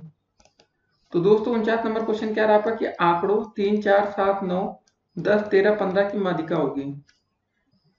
तो ऐसे क्वेश्चन में दोस्तों सबसे पहले आपको क्या करना होता है, इन्हें हम बढ़ते हुए क्रम में लिख लेते हैं। देखिए दोस्तों, यहाँ पर पहले से लिखा है, अंग्रेजी में इंक्रीजिंग ऑर्डर बोलते हैं। अगर दोस्तों कभी ऐसा क्वेश्चन दिया गया हो, जैसे इसमें दिया गया आपका 3, 4, 7, 9, 10, 13, 15। अगर दोस्तों दिया गया होता 3, 9, 4, 7, तो दोस्तों इसको हम ऐसे लिखते हैं बिल्कुल बढ़ते हुए क्रम में, जैसे कि आपके सामने ये लिखा हुआ दोस्तों अब दिख रहा होगा आपके सामने। ठीक है, ये बढ़ता हुआ क्रम है, 3 के बाद 4 आता है, 4 के बाद 7, 9, ये बढ़ रहा है। तो हमें इसकी माध्यिका बनानी है। पहले दोस्तों गिन लेते हैं कुल टोटल संख्या कितनी है, 1, 2, 3, 3, 6, 7। तो दोस्तों एक यह विषम संख्या है, तो विषम संख्या का फॉर्मूला होता है n+1/2 पद। क्या होता है फॉर्मूला? ऐसे ये होता है n+1/2 पद। ठीक है, पदों की संख्या आपकी 7 ही, 7 + 1 पद हो गया। 7 में एक जोड़ेंगे कितना हो जाएगा, 8/2 पद। और यह भाग कर लेंगे, 2 एकम 2 चौके 8। तो दोस्तों हमारा आंसर आ गया 4वां पद। तो दोस्तों यहाँ पर 4वां पद कौन हो जाएगा, 1, 2, 3, 4। तो दोस्तों हमारा सही आंसर हो जाएगा 9। ठीक है, ये आपको अच्छे से दिख रहा होगा, 9 हमारा राइट आंसर है इस क्वेश्चन के लिए। अब दोस्तों देखते हैं आज का अगला प्रश्न। इसको टिक तो कर ले पहले, नहीं तो गलतियां हो जाती है ना। तो अब दोस्तों देखते हैं आज का अगला प्रश्न। तो दोस्तों 50 नंबर क्वेश्चन क्या रहा है कि प्रथम 5 प्राकृतिक संख्याओं का समांतर माध्य होगा। प्रथम 5 प्राकृतिक संख्या दोस्तों 1 से शुरू होती है, 1 + 2 + 3 + 4 + 5। सबको जोड़ के दोस्तों 5 से भाग कर देंगे, जो आएगा आपका उत्तर हो जाएगा। कितना हो जाएगा, 2, 1, 3, 3, 3, 6, 6, 4, 10, 5, 15/5। 5 एकम 5, 5 तिहाई 15। दोस्तों हमारा जो समांतर माध्य आएगा वो 3 आंसर हो गया। ठीक है, विकल्प में दोस्तों देख लेते हैं। विकल्प नंबर हमारा डी बिल्कुल राइट आंसर है। ऐसे क्वेश्चन आपके पेपर में पूछे जाते हैं दोस्तों, और हमारे 50 प्रश्न भी कंप्लीट हो रहे हैं। तो एक अच्छी बात है दोस्तों, अगर आपने अभी तक शुरुआत से लेकर अभी तक वीडियो देख रहे हो, तो पहले दोस्तों 50 क्वेश्चन हो चुके हैं। अब दोस्तों देखते हैं आज का अगला प्रश्न। तो दोस्तों 51 नंबर क्वेश्चन क्या रहा आपका कि 10, 12, 19, 9 ये सब दे रखा है दोस्तों, इसका बहुलक होगा। देखिए दोस्तों, कभी बहुलक का प्रश्न आ जाए तो आपको खाली ये देखना है कि कौन सी संख्या सबसे ज्यादा बार आई है या रिपीट हुई है। ठीक है, खाली आपको ये देखना है कौन सी संख्या सबसे ज्यादा बार रिपीट हुई है। तो दोस्तों चलिए देखते हैं। सबसे पहले दोस्तों देखिए 10 कितनी बार आया है उसको हाईलाइट करते हैं। 10 एक बार यहाँ पर आया है, बस एक ही बार आया। चलिए हटाते 10 को। अब दोस्तों हम 12 को हाईलाइट करते हैं। 12 एक बार यहाँ दिखा, फिर यहाँ दिखा, फिर यहाँ दिखा, फिर यहाँ दिखा। तो दोस्तों टोटल 12 आपको कितनी बार दिख रहा है, 4 बार दिख रहा है। तो मतलब ये एक अच्छी संख्या है। 19 दोस्तों ज्यादा आपको नहीं दिख रहा है। 13 आपको 2 बार दिख रहा है। 8 नहीं दिख रहा है। तो दोस्तों यहाँ पर हमें सबसे ज्यादा बार 12 दिखा है। गिन लीजिए आप लोग, 1, 2, 3, 4। ठीक है, तो मतलब जो सबसे ज्यादा बार संख्या रिपीट होती है दिए गए प्रश्न में, वही उसका बहुलक होता है। तो इसका विकल्प नंबर ए बिल्कुल राइट आंसर होगा। सबसे ज्यादा बार दोस्तों यही आया है, जिसको सही आंसर हम ए विकल्प को कर देंगे। ठीक है, अब दोस्तों देखते हैं आज का अगला प्रश्न। तो दोस्तों 52 नंबर क्वेश्चन क्या रहा आपका कि प्रथम 10 प्राकृतिक संख्याओं का समांतर माध्य होगा। तो प्रथम 10 प्राकृतिक संख्या दोस्तों क्या है, लिख लेते हैं। 1 है दोस्तों, 2 है, 3 है, 4 है, 5 है, 6 है, 7, 8, 9 और 10। प्रथम 10 प्राकृतिक संख्याओं का समांतर माध्यम में बताना है। 10 से भाग कर देंगे, 10 संख्याएं टोटल जोड़ लेते दोस्तों। 2 1 3, 3 3 6, 4 10, 5 15, 6 21, 7 28, 28 8 36, 36 9 दोस्तों होता है आपका 45, 45 10 55, 55/10। ठीक है दोस्तों, 55/10 भाग कर दे तो कितना आ जाएगा आपका 5.5। ये जीरो हटेगा, यहाँ पर दशमलव लगा देगा। ठीक है, समझ गए इस बात को। तो आपका सही आंसर क्या आ जाएगा 5.5। ये आपका बिल्कुल राइट आंसर है। तो दोस्तों एक क्वेश्चन और आपके पेपर में पूछा जाता है, उसको आइए देखते हैं वो प्रश्न कैसे रहता है। तो दोस्तों एक आपका फार्मूला, इसको याद कर लेना आपका कि माध्य माइनस बहुलक बराबर होता है 3 गुणे माध्य माइनस माध्यिका। जी हाँ दोस्तों, माध्य बहुलक और माध्यिका में आपका जो संबंध होता है, रिलेशन होता है, ये होता है। आप लोग इसको याद रखेंगे, पेपर में पूछे जाते हैं ऐसे क्वेश्चन कभी कभी, तो अच्छे से याद कर लेंगे दोस्तों। क्या होता है, माध्य माइनस बहुलक बराबर 3 गुणे माध्य माइनस माध्यिका। ठीक है, अब दोस्तों देखते हैं आज का अगला प्रश्न। 53 नंबर क्वेश्चन क्या है दोस्तों हमारा कि यदि प्रेक्षणों की संख्या 13 तथा उसका माध्य 9 हो तो प्रेक्षणों का योगफल होगा। दोस्तों कभी ऐसा क्वेश्चन आ जाए कि प्रेक्षणों की संख्या आपकी 13 दे रखा है और उसका माध्य आपका 9 दिया है, सिंपल सा माध्य में गुणा कर लेंगे दोस्तों, जो आएगा वही आपका उत्तर होगा। 13 9 117, बस सिंपल से इसको टिक कर देंगे, विकल्प नंबर डी ये बिल्कुल आपका राइट आंसर है। देखिए बोला क्या गया था दोस्तों कि आपका उसका माध्य दिया गया था। अभी तक दोस्तों हम क्या करते थे, मतलब प्रथम 10 प्राकृतिक संख्या कोई भी संख्या रहती थी उसका हम माध्य निकालते थे। तो सिंपल सा प्रोसेस क्या करते दोस्तों, सभी को हम जोड़ते थे ना, ये करते थे ना, x1 plus x2 plus x3। ठीक, मान लेते 3 ही संख्या लेते हैं, उसके बाद बटे 3 करते थे, बराबर जो आता था वो आपका माध्य आता था। ठीक है, यहाँ पर बोला गया था यदि प्रेक्षणों की संख्या 13 है। ठीक है, ये बात आपको समझ में आ गई। यदि प्रेक्षणों की संख्या 13 है और प्रेक्षणों का योगफल, तो दोस्तों हमें जो ये देख रहे हैं ना x1 प्लस x2 इसको माना है, ये हमें निकालना है और प्रेक्षणों की संख्या हमारी 13 थी। तो दोस्तों यहाँ पर अगर ऐसे हम बढ़ाते जाएं up to so on x 13 तक, और दोस्तों यहाँ बटे में 13 कर दें, और दोस्तों हमारे यहाँ माध्य क्या दिया गया है, यहाँ पर 9 दिया गया। बस सिंपल सा 13 गुणे 9 कर लेंगे, 13 9 117, वही चीज आपका आंसर होगा। क्योंकि देखिए यहाँ पर प्रेक्षणों का योगफल पूछा है, तो हमने आपको आसानी से समझा दिया, पूरा सॉल्व करके समझा दिया। अब दोस्तों देखते हैं आज का अगला प्रश्न। तो दोस्तों 54 नंबर क्वेश्चन क्या रहा आपका कि एक घन का पृष्ठ 24 वर्ग सेंटीमीटर है तो घन का आयतन होगा। देखिए दोस्तों, घन का पृष्ठ का जो फार्मूला होता है वो होता है आपका 6a² बराबर आपको दोस्तों दे रखा है 24 वर्ग सेंटीमीटर। ठीक है, घन का पृष्ठ का फार्मूला क्या होता है हमारा, इसको याद रखेंगे 6a²। तो दोस्तों यहाँ से a की वैल्यू निकाल लेंगे, a² बराबर क्या हो जाएगा आपका 24/6 चला जाएगा ना नीचे, तो 6 कम 6, 6 चौके 24। तो दोस्तों कितना हो जाएगा आपका a² बराबर आ जाएगा आपका 4। तो दोस्तों a बराबर क्या हो जाएगा √4 बराबर दोस्तों आपका आ जाएगा 2 सेंटीमीटर।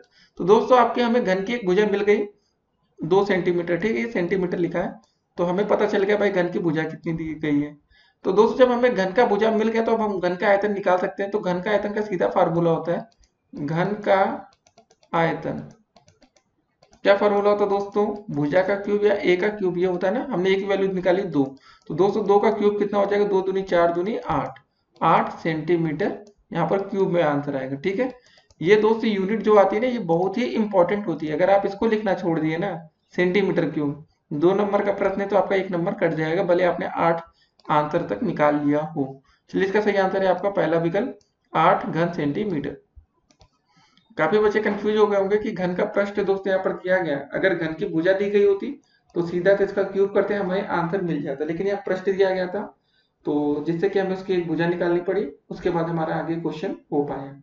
अब दोस्तों देखते हैं आज का अगला प्रश्न। तो दोस्तों 55 नंबर क्वेश्चन क्या रहा आपका कि एक लंबवृत्तीय बेलन की ऊंचाई आपकी 6 सेंटीमीटर तथा त्रिज्या 3 सेंटीमीटर दी गई है, तो बेलन का आयतन आपको बताना है। तो दोस्तों बेलन का आयतन का फार्मूला क्या होता है, आप लोग अच्छे से लिख लेंगे इसको कॉपी पर, बेलन का आयतन। ठीक है, इसका आयतन का फार्मूला होता है आपका पाई r²h। तो दोस्तों यहाँ पर पाई की वैल्यू तो हमें 22/7 होती है, रहने देते हैं क्योंकि दो हमारे विकल्प में पाई की वैल्यू पाई में दी गई है, तो हो सकता है कि इनमें से एक आंसर हो सकता है। आर की वैल्यू दोस्तों हमारी त्रिज्या है 3 सेंटीमीटर, 3 का स्क्वायर दोस्तों करना है, 3 का स्क्वायर इंटू h हाइट हमें दी गई 6 सेंटीमीटर। तो दोस्तों चलिए सॉल्व कर लेते हैं। 3 का स्क्वायर कितना होता है, 3 त्रिक 9 इंटू 6, 6 9 54। ठीक है दोस्तों, 6 9 है 54 पाई घन सेंटीमीटर लिखिए या दोस्तों लिखिए सेंटीमीटर का क्यूब, बात वही होती है। तो दोस्तों देख रहे हैं हम विकल्प नंबर बी, आपके सामने ये आंसर आ गया इसलिए दोस्तों हमने पाई का मान ओपन नहीं किया, नहीं तो कोई मतलब ना होता। ठीक है, हमारा विकल्प नंबर बी बिल्कुल राइट आंसर है। अब दोस्तों देखेंगे आज का अगला प्रश्न। तो दोस्तों 56 नंबर क्वेश्चन क्या रहा आपका कि एक घनाभ की कोरे क्रमशः 6 सेंटीमीटर, 3 सेंटीमीटर और 2 सेंटीमीटर हैं, तो घनाभ का पृष्ठ होगा। तो दोस्तों घनाभ का पृष्ठीय क्षेत्रफल क्या होता है आपका, 2 ब्रैकेट में लंबाई गुणे चौड़ाई प्लस चौड़ाई गुणे ऊंचाई प्लस दोस्तों ऊंचाई गुणे लंबाई। ठीक है, ये होता है आपका फार्मूला। तो दोस्तों यहाँ पर हो जाएगा 2, लंबाई और चौड़ाई क्या क्या दिया गया है, कुछ भी मान लेते हैं दोस्तों, यहाँ पर कुछ लिखा तो है नहीं, घनाभ की कोरे लिखा है सिंपल सा। तो दोस्तों पहले लिखेंगे 6 गुणे 3, फिर प्लस में 3 गुणे 2, फिर प्लस 2 गुणे 6, जो आएगा दोस्तों ये आपका उत्तर हो जाएगा 2, 6 त्रिक 18, 3 दूनी 6, 6 दूनी 12। ठीक है दोस्तों, जोड़ लेंगे कितना हो जाएगा 2, 18 6 24, 24 12 होता है आपका 36। तो दोस्तों 36 गुणे 2 कितना हो जाएगा आपका 72। ठीक है, और आपका पृष्ठीय क्षेत्रफल था तो ये होगा आंसर आपका वर्ग सेंटीमीटर में। आयतन होता है तो दोस्तों सेंटीमीटर क्यूब होता है। ठीक है, ये हो गया आपका उत्तर। कैसे किया दोस्तों, आपको समझ में आ गया। तो दोस्तों जैसे इस क्वेश्चन में हमने एक को मान लिया, ये आपकी लंबाई, ये आपकी चौड़ाई है और ये आपकी ऊंचाई है, हाइट। ठीक है, आपके सामने 3 चीजें दिख रही है। एल एल की जगह दोस्तों हमने क्या रखा, 6 रख दिया यहाँ पर, दोस्तों देख रहे होंगे आप लोग साफ साफ। और दोस्तों हमने बी की जगह क्या रखा है, यहाँ पर 3 सेंटीमीटर माना, तो यहाँ हमने 3 माना। यहाँ दोस्तों बी की जगह 3 और ऊंचाई की जगह एच की जगह 2 माना। ठीक है, ये दोस्तों आपका होता है घनाभ का पृष्ठीय क्षेत्रफल का फार्मूला। तो इसको याद रखेंगे, क्या होता है दोस्तों, फिर से बोल देते हैं, आप लोग ध्यान से लिख लीजिएगा। 2 ब्रैकेट के अंदर लंबाई गुणे चौड़ाई प्लस चौड़ाई गुणे ऊंचाई प्लस ऊंचाई गुणे लंबाई।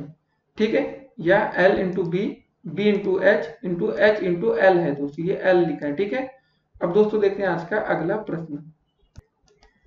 तो दोस्तों 57 नंबर क्वेश्चन क्या रहा आपका कि घन का आयतन अगर 27 घन सेंटीमीटर है तो घन की कोर होगी।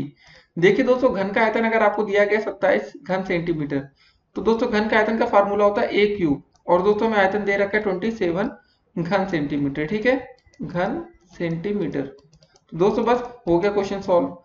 जब ए क्यूब की वैल्यू दोस्तों आपकी 27 दी गई है तो आपकी ए की वैल्यू कितनी हो जाएगी। ठीक है, क्यूब रूट 27, यहाँ पर दोस्तों बाहर 3 आ जाएगा। तो सॉल्व कर लेते हैं दोस्तों, इसको कैसे करेंगे। 27 को दोस्तों हम लोग क्या लिख सकते हैं बताइए जरा, इसको बाहर आकर क्यूब रूट रहेगा 3 गुणे 3 गुणे 3। ठीक है दोस्तों, जब क्यूब रूट होता है तो इसमें 3 का एक पेयर बनता है, जैसे स्क्वायर रूट में दोस्तों आपका 2 का बनता है ना, 16 का 4 होता है, अंडर रूट 4 का 2 होता है। तो वैसे दोस्तों यहाँ पर क्या हो जाएगा, ए की वैल्यू कितनी आ जाएगी आपकी 3 सेंटीमीटर। बस हो गया आपको ये क्वेश्चन। ठीक है, इसको आंसर करेंगे। अब दोस्तों देखेंगे आज का अगला प्रश्न। तो दोस्तों 58 नंबर क्वेश्चन क्या रहा आपका कि घन की भुजा अगर 6 सेंटीमीटर है तो घन का पृष्ठ होगा। तो दोस्तों अभी हमने ऐसा एक क्वेश्चन देखा था। तो दोस्तों घन का पृष्ठ का क्षेत्रफल का फार्मूला भी हमने आपको बताया, 6a² होता है। क्या होता है फार्मूला आपका, 6a²। और दोस्तों में वैल्यू एक दी गई यहाँ पर 6 सेंटीमीटर, तो 6 इंटू 6 का स्क्वायर दोस्तों कर दिए। ठीक है, बस हो गया क्वेश्चन सॉल्व। 6 गुणे दोस्तों 6 का स्क्वायर होता है 36, 36 गुणे 6, 6 36, 6 3 18, 3 21। ठीक है, ये क्या निकाला था, घन का पृष्ठ है ना, तो बस ये स्क्वायर में आ जाएगा, सेंटीमीटर स्क्वायर। ठीक है, आप वर्ग सेंटीमीटर लिख लीजिए, सेंटीमीटर स्क्वायर लिख लीजिए, जो भी मन करे। तो 58 का सही आंसर दोस्तों हमारा कौन सा होगा, विकल्प नंबर सी।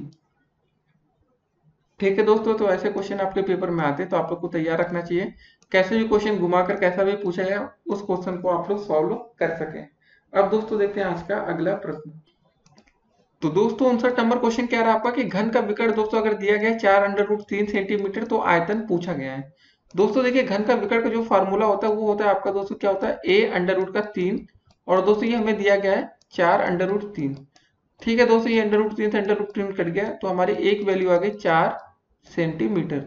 अब दोस्तों हमें इसका आयतन निकालना है। बस घन का आयतन का फार्मूला तो सभी बच्चों को पता होगा, इसका आयतन बराबर क्या होता है आपका a का क्यूब। 4 का क्यूब कर देते दोस्तों, जो आएगा उत्तर होगा 4 चौको 16, चौके 64, 64 वर्ग सेंटीमीटर लिखिए दोस्तों, या ये आयतन दोस्तों हमें निकालना है ना, जल्दबाजी में दोस्तों ये गलती होती है, इसको हम लिखेंगे घन सेंटीमीटर या सेंटीमीटर क्यूब। ठीक है दोस्तों, ये आपका आंसर हो जाएगा 64। देखते हैं विकल्प में कौन सा विकल्प सही है। विकल्प नंबर सी आप दोस्तों देख रहे होंगे, 64 दिया गया है। अब दोस्तों इसको टिक करते हैं। अब दोस्तों देखते हैं आज का अगला प्रश्न। तो दोस्तों 60 नंबर क्वेश्चन क्या रहा आपका कि एक कमरे के फर्श का क्षेत्रफल अगर 48 वर्ग मीटर है उसकी ऊंचाई 5 मीटर हो तो कमरे का आयतन होगा। दोस्तों जो कमरे का फर्श का क्षेत्रफल होगा उसमें देखिए लंबाई भी होगी, एक चौड़ाई भी होगी। ठीक है, ये बात मानते हैं कि नहीं आप? कमरे का फर्श का क्षेत्रफल होगा, लंबाई गुणे चौड़ाई हो गया। अब बात आती है ऊंचाई। दोस्तों जब लंबाई गुणे चौड़ाई गुणे ऊंचाई मिलता है तो क्या बनता है? इसका एक आयतन बन जाता है। तो बस इस क्षेत्रफल और इस ऊंचाई को दोस्तों हम गुणा कर देंगे, जो आएगा वो आपका उत्तर होगा। ठीक है, 48 गुणे 5 कितना आंसर आ जाएगा? 5 का 0, 5 के 20 4 24। दोस्तों यहाँ वर्ग मीटर था, ये मीटर में था, तो ये होगा आपका घन मीटर। घन मीटर दोस्तों। ठीक है, ये आपका क्या हो जाएगा? आंसर। तो ऐसे क्वेश्चन आपके पेपर में पूछे जाते हैं, तो आपको तैयार रखने हैं। देखिए क्वेश्चन थोड़ा सा ट्रिकी था। इसमें बोला गया कमरे के फर्श का क्षेत्रफल। तो कमरे का फर्श का क्षेत्रफल में दोस्तों लंबाई और चौड़ाई दोनों होगी, ऊंचाई दोस्तों इसमें अलग से दी गई है, तो इसका आयतन आप लोग निकाल सकते हैं। ठीक है, तो इसका आंसर आ गया 240 घन मीटर। अब विकल्प में देखते हैं कौन सा सही है। विकल्प नंबर 200 देख रहे होंगे, 240 घन मीटर। ठीक है, जो बच्चे तुक्का लगा रहे हैं वो भी अपना तुक्का ट्राई करते रहे।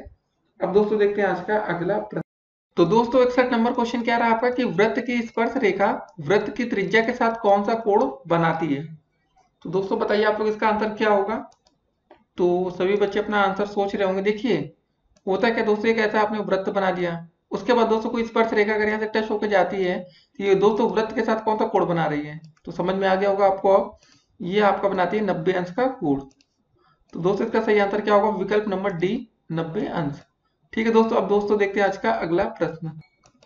तो दोस्तों 62 नंबर क्वेश्चन क्या रहा आपका कि वृत्त के बाहर किसी बिंदु से वृत्त पर कितनी स्पर्श रेखाएं खींची जा सकती हैं?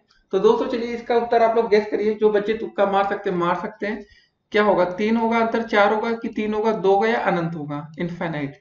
तो दोस्तों चलिए हम इसको सॉल्व करके दिखाते हैं इस क्वेश्चन को, तो आप लोग अपना आंसर गेस कर सकते हैं। अभी आपके पास समय है, आप लोग अपना आंसर गेस करिए, सोचिए क्या हो सकता है। ठीक है दोस्तों, मान लेते हैं कोई बिंदु P है, यहाँ से आपके वृत्त पर कितने वृत्त स्पर्श रेखाएं खींची जा सकती हैं।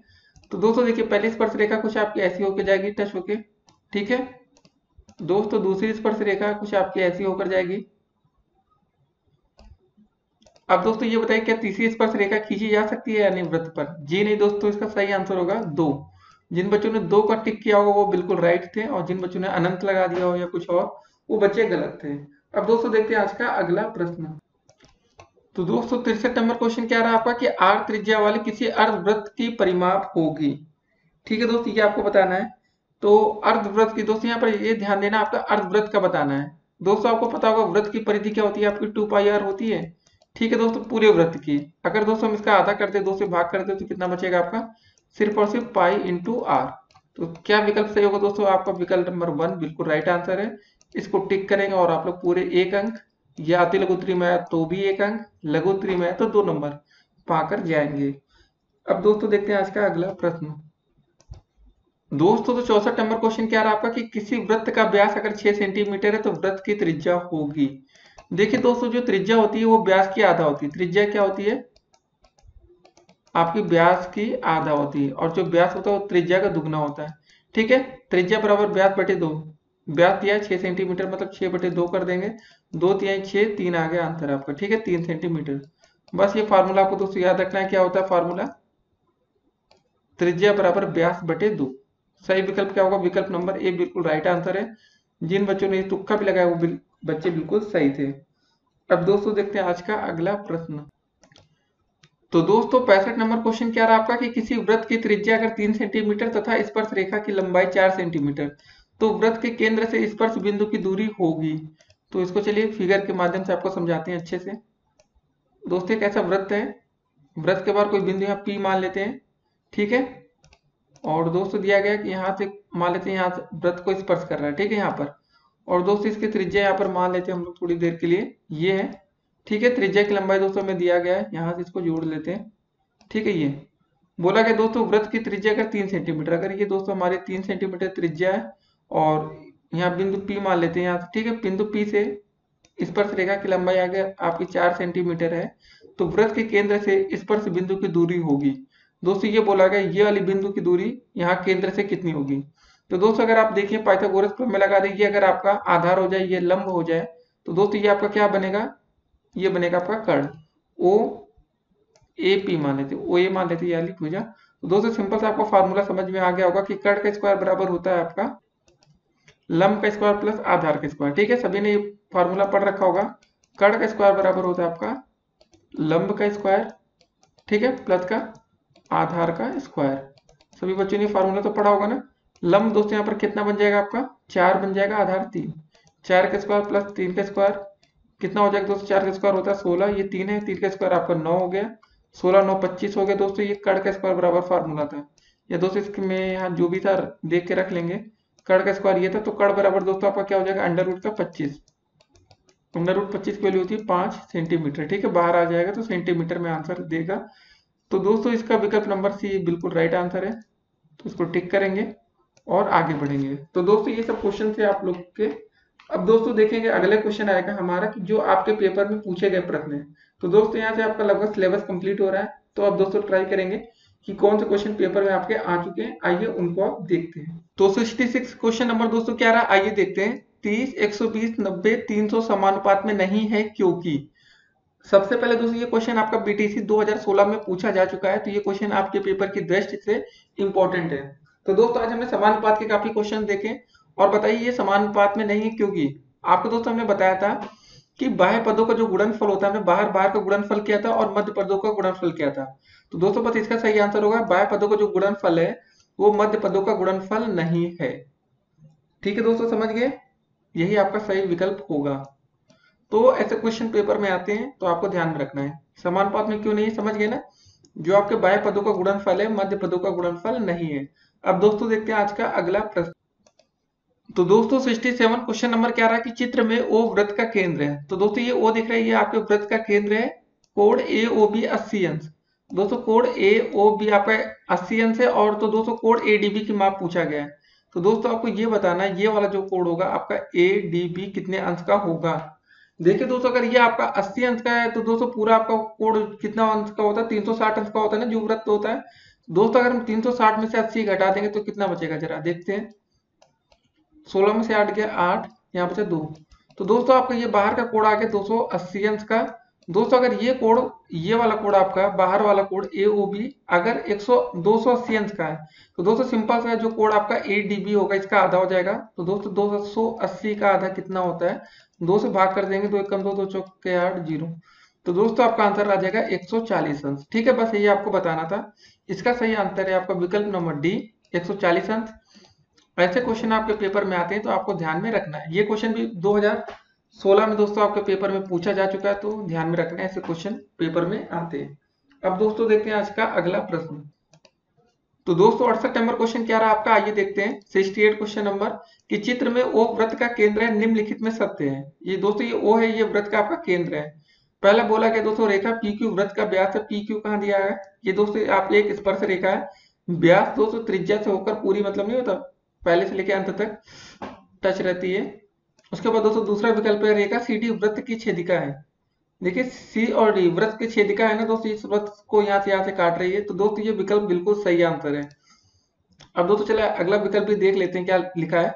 रेखाखंड ओ आर वृत्त की जीवा है। ओ आर दोस्तों देखिए यहाँ ओ और आर ये वृत्त की त्रिज्या है। ठीक है दोस्तों, बस खत्म हो गया। ए एस बी ए एक त्रिज्य खंड है, ये भी दोस्तों सही नहीं है। तो दोस्तों आपका सही आंसर क्या मिल गया आपको कि रेखा सीडी वृत्त की छेदिका है। बस इतना सही आंसर है। और दोस्तों ये प्रश्न भी आपका बीटीसी 2016 में पूछा जा चुका है, ध्यान से देखना है। अब दोस्तों देखते हैं आज का अगला प्रश्न। तो दोस्तों 69 नंबर क्वेश्चन क्या रहा आपका कि 2000 रुपए का 5% वार्षिक ब्याज की दर से 2 वर्ष का ब्याज होगा। अब दोस्तों यहाँ पर ना तो चक्रवृद्धि ब्याज ना तो साधारण ब्याज, तो साधारण ब्याज ही निकाल देते हैं। तो साधारण ब्याज बराबर दोस्तों होता है आपका मूलधन। तो दोस्तों मूलधन आपका दिया गया 2000 रुपए गुणे दर। दर की जगह दोस्तों हम 5 रखेंगे और समय दोस्तों आपका 2 वर्ष है बटे में 100।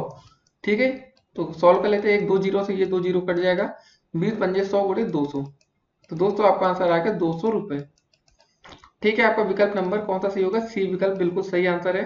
जिन बच्चों ने सी को टिक करेंगे वो पूरे अंक पा जाएंगे। तो अगर आपने फार्मूला ना समझा हो तो समझ लीजिए, फिर से दोस्तों हम लिख देते हैं, कॉपी पर लिख के याद कर लीजिएगा। साधारण ब्याज बराबर आपका फार्मूला होता है मूलधन गुणे दर गुणे समय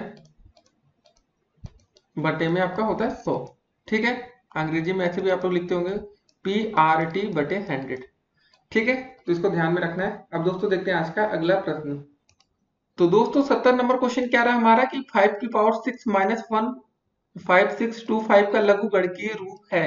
तो दोस्तों ये कुछ अलग टाइप का क्वेश्चन है, तो चलिए इसको देखते हैं कैसे सॉल्व करते हैं। आपने एक फार्मूला पढ़ा होगा, क्या पढ़ा होगा दोस्तों आपने, b की पावर x बराबर y।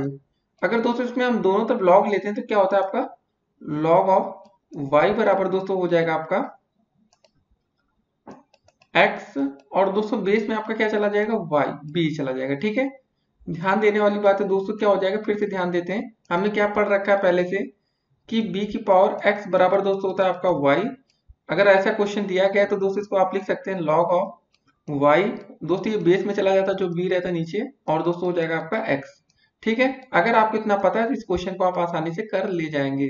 यहाँ पर दोस्तों दिया गया है, ये क्वेश्चन आपको दिया गया है ना दोस्तों कि b की पावर x कैसे बनाएंगे दोस्तों, इसको आपका क्या हो जाएगा। आपने इतना क्वेश्चन दोस्तों देखा होगा b की पावर x बराबर y, इसमें दोस्तों पुट करके देखते हैं, बिल्कुल इसको रट्टा हमारे रखिए आप लोग।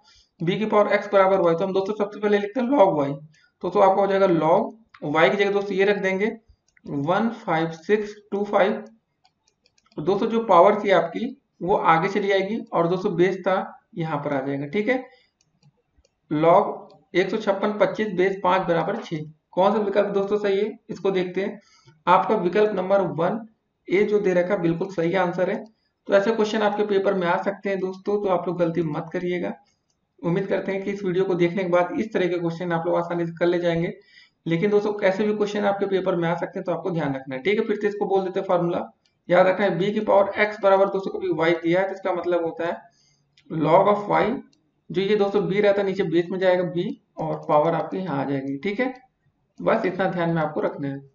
इसी के बेस पर ये क्वेश्चन हमने कर लिया है। दोस्तों ये फार्मूला अगर आप सामने से लिख देंगे अपने आप से, तो देख के दोस्तों आप लोग बना लेंगे। जो आपका था y बराबर दिया था, जिसमें हम इसको हमने log से जोड़ा।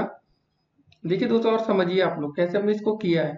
ठीक है, ये 5 नीचे गया बराबर 6। ठीक है, अब दोस्तों देखते हैं आज का अगला प्रश्न, और ये क्वेश्चन बीटीसी 2016 में आपका पूछा जा चुका है। तो दोस्तों 71 नंबर क्वेश्चन क्या रहा आपका कि यदि 16:8 समानुपात 8:x है तो x का मान आपको बताना है। तो दोस्तों ऐसे क्वेश्चन आज हमने पहले कर चुके हैं। चलिए दोस्तों देखते हैं कैसे होगा ये प्रश्न आपका कि 16:8 समानुपात का चिन्ह फिर 8:x। तो दोस्तों आपको x का मान निकाला, हमने बताया था दोस्तों आप लोग बाहर का गुणा बाहर से, अंदर का गुणा अंदर से करेंगे।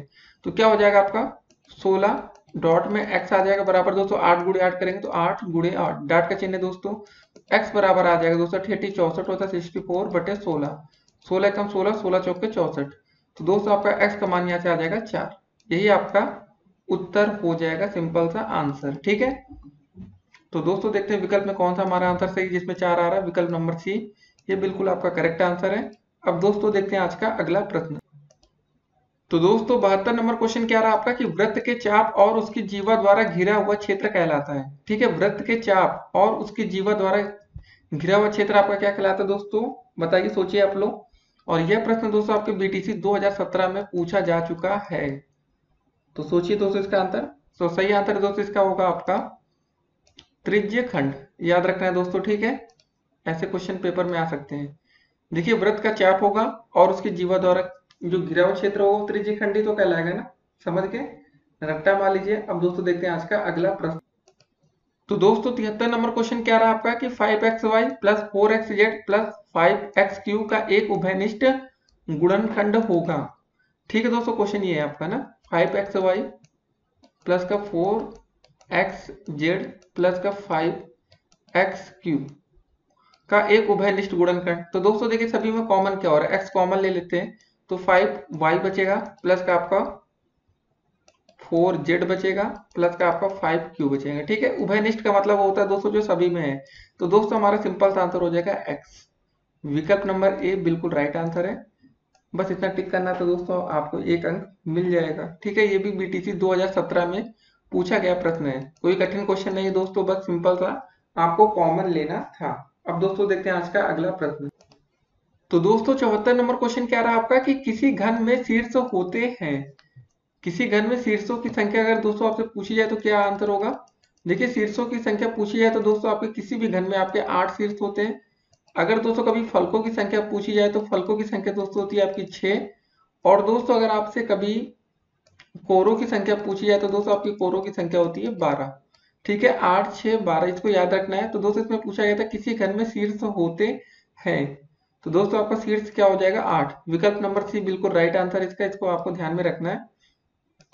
ठीक है दोस्तों, ऐसे क्वेश्चन पेपर में आपको पूछे जा सकते हैं। शीर्ष से मतलब देखते हैं ना, जब आप ये जुड़ा रहता है तो 1 2 3 4 5 6 7 8। ठीक है, आपकी शीर्ष हो गए, कोरों की संख्या हो गई और फलकों की संख्या। अब दोस्तों देखते हैं आज का अगला प्रश्न। दोस्तों तो 75 नंबर क्वेश्चन क्या रहा आपका कि परिमेय संख्या 3/5 से बड़ी परिमेय संख्या है। देखिए क्वेश्चन साफ साफ बोला गया कि 3/5 से कोई बड़ी परिमेय संख्या कब हो सकती है। सबसे पहले दोस्तों एक काम करते हैं, सभी को हम 100 से गुणा कर देते हैं। फायदा क्या होगा आइए देखते हैं। 5 दूनी 10 0 20 3 60। मतलब दोस्तों अब ये क्वेश्चन बन गया आपका 60 से बड़ी आपकी परिमेय संख्या, कुछ भी बोले जाए दोस्तों। ठीक है, परिमेय भूल जाए थोड़ी देर के लिए। 60 से बड़ी संख्या कौन सी होगी? पहला दोस्तों आपका दिया गया है 4/10। ठीक है, इसको भी दोस्तों हम 100 से गुणा कर देते हैं, सबको हम 100 से गुणा करेंगे ना। ये दोस्तों आपका आ गया 40। तो ये तो बड़ी संख्या होगी नहीं, ये तो रॉन्ग आंसर है। -4/10 माइनस में है दोस्तों, तो पहले ही रिजेक्ट हो गया, ये तो होगा नहीं। अब 6/10, 6/10 का दोस्तों हम 100 से गुणा करें तो क्या होगा, 0 से 0 कट गया, ये आ गया आपका 60। तो दोस्तों ये देखिए 60 के 60 बराबर आ गया और 7/10। ठीक है, ये क्वेश्चन देखिए 7/10 का जब हम 100 से गुणा करेंगे, 7/10 था ना, एक 0 से 0 कटेगा लेकिन 10 7 70। तो दोस्तों ये 60 से बड़ी संख्या आ गई, तो मतलब आपका जो सही आंसर होगा वो विकल्प नंबर डी हो जाएगा 7/10। ये आपकी दोस्तों 3/5 से बड़ी परिमेय संख्या है। एक तरीका रहता सिंपल था, किसी संख्या से गुणा करके आप देखिए, हमने देखा कि 100 से गुणा कर दिया दोस्तों, तो ये आपकी संख्या जो परिमेय संख्या थी वो 60 बन गई। 60/1 लिख सकते हैं ना इसको। ठीक है, तो ऐसे कर लीजिएगा, सही रहेगा। अगर आप ऐसे ट्राई करेंगे 3/5 करके तो हो सकता है थोड़ी दिक्कत है, लेकिन स्मार्ट वे, स्मार्ट तरीका, आसानी से दोस्तों आप लोग समझ पाएंगे। अब दोस्तों देखते हैं आज का अगला प्रश्न। तो दोस्तों 76 क्वेश्चन नंबर क्या रहा आपका कि x² + x + 1/4 का गुणनखंड है। तो दोस्तों ऐसा क्वेश्चन आज हमने एक पहले भी देखा था। तो ये सिंपल सा आपका a + b का होल स्क्वायर का फार्मूला बन रहा है। दोस्तों ट्राई करिए जरा आप लोग। अगर x ये लिखा है ना x² + x + 1/4, तो कैसे बन रहा है दोस्तों इसको देखते हैं। x² लिख सकते हैं दोस्तों, 1/4 को पहले इधर लिख लेते हैं, 1/2 का whole square plus 2ab। 2 a की जगह दोस्तों आपका x ही हो जाएगा, b की जगह 1/2। ये 2 से 2 कट जाएगा दोस्तों, तो आपका फिर से x आ जाएगा, इसका स्क्वायर 1/4। मतलब साफ है x + 1/2 का होल स्क्वायर का ये फार्मूला है। ठीक है, ये आपका राइट आंसर होगा। तो यहाँ पर दोस्तों देखते हैं कौन सा विकल्प सही है। विकल्प नंबर सी देख रहे होंगे, x + 1/2 का होल स्क्वायर। इसको हम टिक करेंगे और दोस्तों आप लोग पूरे अंक लेकर जाएंगे। अब दोस्तों देखते हैं आज का अगला प्रश्न। तो दोस्तों आप 77 नंबर क्वेश्चन देखने वाले हैं। यदि 2 3 और x का समांतर माध्य 3 है तो x का मान होगा। और दोस्तों ये क्वेश्चन आपका 2017 फेज 2 में पूछा जा चुका है, याद रखना 2017 में। ठीक है, तो कैसे होगा आइए देखते हैं। बोला गया 2 + 3 + x करते हैं ना दोस्तों, समांतर माध्य निकालना रहता है। टोटल संख्या दोस्तों कितनी होगी, 1 2 3 का समांतर माध्य आपका 3 दिया गया है, तो आपका x का मान निकालना है। इसको जोड़ लेते 2 3 5 होता है, प्लस आपका x/3 बराबर 3। 3 का 3 से त्रिक गुणा हो जाएगा दोस्तों, क्या हो जाएगा 3 त्रिक 9। 5 + x बराबर आपका आ जाएगा 9। दोस्तों अगर x बराबर वैल्यू निकालें तो 9 - 5 बराबर आपका आ जाएगा 4। ठीक है दोस्तों, ये आपका राइट आंसर होगा। अब दोस्तों देखते हैं 4 विकल्प में है या नहीं। जी हाँ दोस्तों, विकल्प नंबर ए ये आपका बिल्कुल सही आंसर है। ऐसे क्वेश्चन पेपर में आते हैं, आपको ध्यान रखना चाहिए। ठीक है, समझ गए दोस्तों कैसे किया हमने। बोला गया था दोस्तों यदि 2 3 और x का समांतर माध्य 3 है। देखिए समांतर माध्य दोस्तों हमें ये 3 पहले से दिया गया था। ठीक है, और दोस्तों देखिए ये जो नीचे 3 आया वो कैसे आया, ये 3 संख्या अलग अलग है, इसलिए दोस्तों हमने 3 लिखा। कैसे, पहली संख्या ये थी 2 और तीसरी ये। 200 जितनी संख्या होती है 200 उतना नीचे लिखा जाता है। अगर 4 संख्या होती तो यहाँ 4 लिखते, 5 होती तो 5 लिखते हैं। बस सिंपल सा तरीका अपनाया। अब दोस्तों देखते हैं आज का अगला प्रश्न। तो 278 नंबर क्वेश्चन क्या रहा आपका कि 2/x - 1 + 3/1 - x का मान होगा। कैसे लिखा आइए दोस्तों देखते हैं। पहले 2/x - 1 प्लस का 3/1 - x का मान आपको बताना है। तो कैसे करेंगे दोस्तों, सोचिए जरा, आप लोग भी थोड़ा दिमाग लगाइए। एक काम कर सकते हैं दोस्तों, इस प्रश्न में हम लोग क्या कर सकते हैं, ये दोस्तों लिखा 2/x - 1 लिखा है ना दोस्तों, एक काम करेंगे जरा, ये वाला यहाँ पर 3/1 माइनस का कॉमन ले लेंगे तो क्या हो जाएगा दोस्तों, आपका x माइनस वन हो जाएगा। ठीक है, माइनस कॉमन ली तो माइनस पहले आ गया, कुछ भी दोस्तों हम चेंजेस नहीं कर रहे, इतना लिखे रहने देते हैं, ये माइनस ऊपर ले जाते हैं इस बार, 2/x-1। ठीक है, माइनस का चिन्ह आ जाएगा बीच में, 3/x-1। अब दोस्तों दोनों में हर समान है तो दोस्तों ठीक है, कोई दिक्कत नहीं, जोड़ लेते हैं, 2 - 3 हो जाएगा, जोड़ना क्या घट ही गया, तो माइनस का चिन्ह दोस्तों बड़ा है ना, माइनस का 3 तो घटेगा, तो दोस्तों -1 बचेगा, x-1। ये दोस्तों आपका राइट आंसर हो गया, -1/x-1। कौन सा विकल्प है, देखिए जरा दोस्तों, विकल्प नंबर डी, ये आपका बिल्कुल राइट आंसर होगा। ठीक है, अब दोस्तों देखते हैं आज का अगला प्रश्न। समझ गए ना इसमें क्या किया हमने, कुछ नहीं किया दोस्तों, यहाँ पर जो ये माइनस वाला था ना, यहाँ पर देखिए जरा, माइनस का चिन्ह था, इसको हम कॉमन लिए, इसलिए दोस्तों हमने कॉमन बनाया कि जो आपका हर है ना, यहाँ x-1 था, इधर भी दोस्तों हम चाहते थे कि x-1 हो जाए। जब तक आपका हर समान नहीं होगा तब तक ना उसमें आप जोड़ सकते हैं ना तो उसमें घटा सकते हैं। अब दोस्तों देखते हैं आज का अगला प्रश्न। तो दोस्तों 79 क्वेश्चन नंबर क्या रहा आपका कि चार समानुपाती पदों में मध्य पदों का गुणनफल अगर 36 है, यदि बाह्य पदों में एक पद 3 है तो दूसरे बाह्य पद होगा। तो दोस्तों ये क्वेश्चन पहले आपका 2017 में ही पूछा गया था, इसको आपको ध्यान में रखना है। ठीक है, तो कैसे ये क्वेश्चन करेंगे आइए देखते हैं। जब दोस्तों दिया गया हमें मध्य पदों का गुणनफल दिया गया 236, देखिए इसका फार्मूला सिंपल सा होता है, बाह्य पदों का गुणनफल बराबर मध्य पदों का गुणनफल, समानुपात में आपको ये याद रखना है। ठीक है, मध्य पदों का गुणनफल दोस्तों में 36 दिया गया है, बाह्य पदों का एक पद हमें 3 दिया है, दूसरा पद दोस्तों हम p मान लेते हैं, बस हो गया क्वेश्चन खत्म। p बराबर दोस्तों आपका हो जाएगा 36/3। ठीक है, 3 एकम 3, 3 दूनी 6, दोस्तों हमारा p का मान आ गया 12, बस ये आपका उत्तर हो जाएगा। विकल्प नंबर दोस्तों देखते हैं, सी आपका बिल्कुल राइट आंसर है। ऐसे क्वेश्चन आपके पेपर में पूछे जाते हैं। समझ गए, फिर से समझा देते, नहीं समझे हो। अगर दोस्तों कभी ऐसा दिया है x अनुपात y अनुपात समानुपात का चिन्ह p अनुपात q, तो क्या करते दोस्तों, हमने बताया कि आपको बाह्य पदों का गुणनफल बाहर से, अंदर का गुणा अंदर से, तो दोस्तों इसका आंसर होगा yp बराबर आपका xq। क्वेश्चन में क्या बोला गया दोस्तों कि हमें मध्य पदों का गुणनफल दिया गया था। जी हाँ दोस्तों, मध्य पदों का मतलब क्या था आपका, y इंटू पी की वैल्यू हमें दी गई है, y p की वैल्यू दोस्तों हमें यहाँ 36 दी गई थी, और दोस्तों बाह्य पदों में एक पद हमें बोला गया 3 है, दूसरा पद हमें नहीं पता, क्यों मान लिया, सॉल्व कर लिया, यहाँ से 12 आ गया। ठीक है, ये था तरीका हमारा करने का। अब दोस्तों देखेंगे आज का अगला प्रश्न। तो दोस्तों 80 नंबर क्वेश्चन क्या रहा आपका कि 3/4 की पावर 2 इंटू 3/4 की पावर 10 भागे 3/4 की घाते 8 का मान आपका है। तो सबसे पहले दोस्तों हम एक रूल लिखते हैं, बॉड मास आपने सुना ही होगा। ठीक है, तो दोस्तों बॉड मास रूल का रूल क्या होता है, सबसे पहले बी का मतलब ब्रैकेट या कोष्टक, ओ का मतलब ऑफ, डी का मतलब होता है दोस्तों आपका भाग या डिवाइड, एम का मतलब होता है मल्टीप्लाई या गुणा हिंदी में।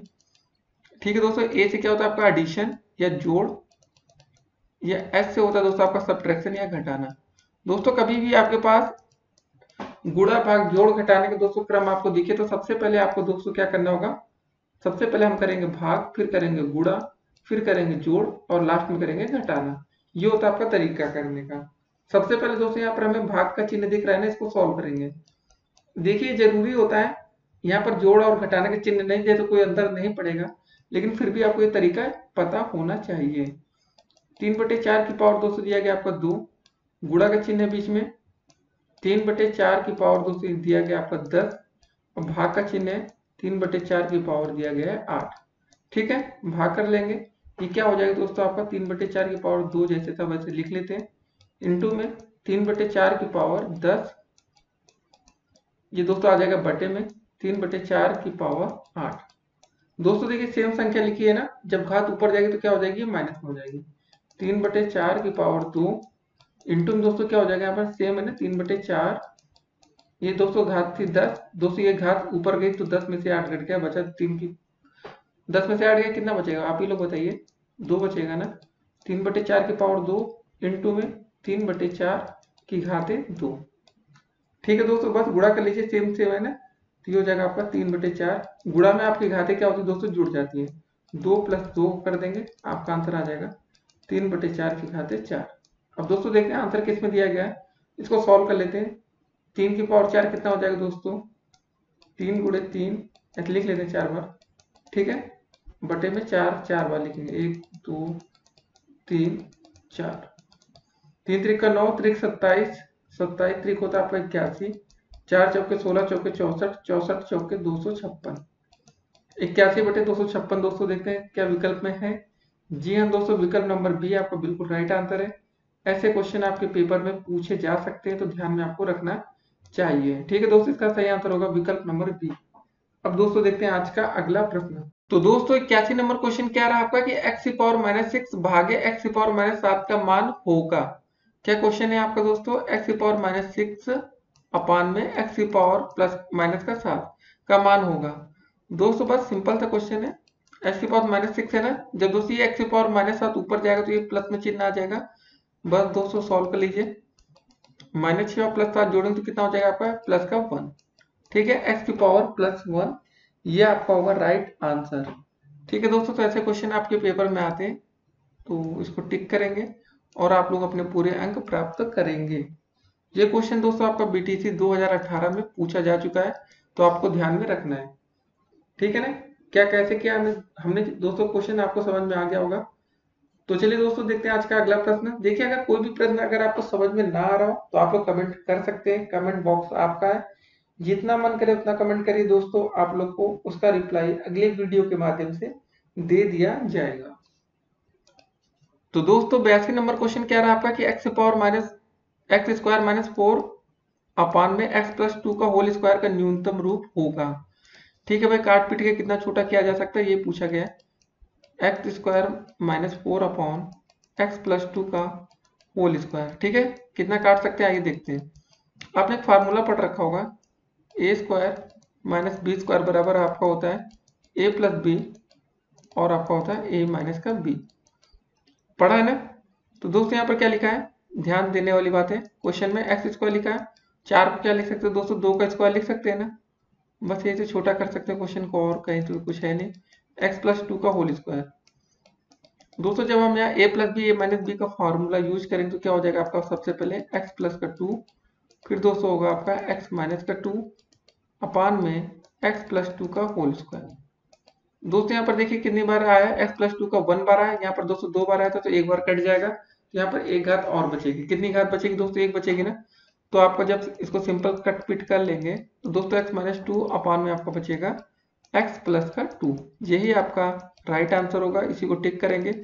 x-2 अपान x+2 कौन सा विकल्प है दोस्तों, देखते हैं। विकल्प नंबर बी आपका बिल्कुल सही आंसर है। ठीक है, इसको टिक कर लेंगे। ये था दोस्तों हमारा आज का 82 क्वेश्चन नंबर। अब दोस्तों देखते हैं आज का अगला प्रश्न। दोस्तों तो 83 नंबर क्वेश्चन क्या दिया गया है कि एक घन की कोर अगर 4 सेंटीमीटर हो तो उस घन में कोरों की संख्या आपको बतानी है। देखिए दोस्तों, अभी हमने सीट्स वाला क्वेश्चन देखा था जिसमें बताया था घन से हमें दोस्तों मतलब है, घन की कोर की लंबाई से हमें मतलब नहीं है। तो दोस्तों हमारा 83 क्वेश्चन नंबर का आंसर क्या होगा, कोरों की संख्या दोस्तों हमने क्या बताई थी अभी थोड़ी देर पहले आप लोग को, 12। किसी घन में कोरों की संख्या होती है हमारी 12। ठीक है, इसको टिक करेंगे, यही आपका राइट आंसर है। अब दोस्तों देखते हैं आज का अगला प्रश्न। तो दोस्तों 84 क्वेश्चन नंबर क्या दिया गया है कि log 169 बेस 13 का मान होगा। इसको कैसे कर सकते हैं आइए देखते हैं। log बेस में 13 लिखा है ना, 169 लिखा है यहाँ पर। इसको दोस्तों अगर हम 169 को क्या लिख सकते हैं, जरा ये सोचिए।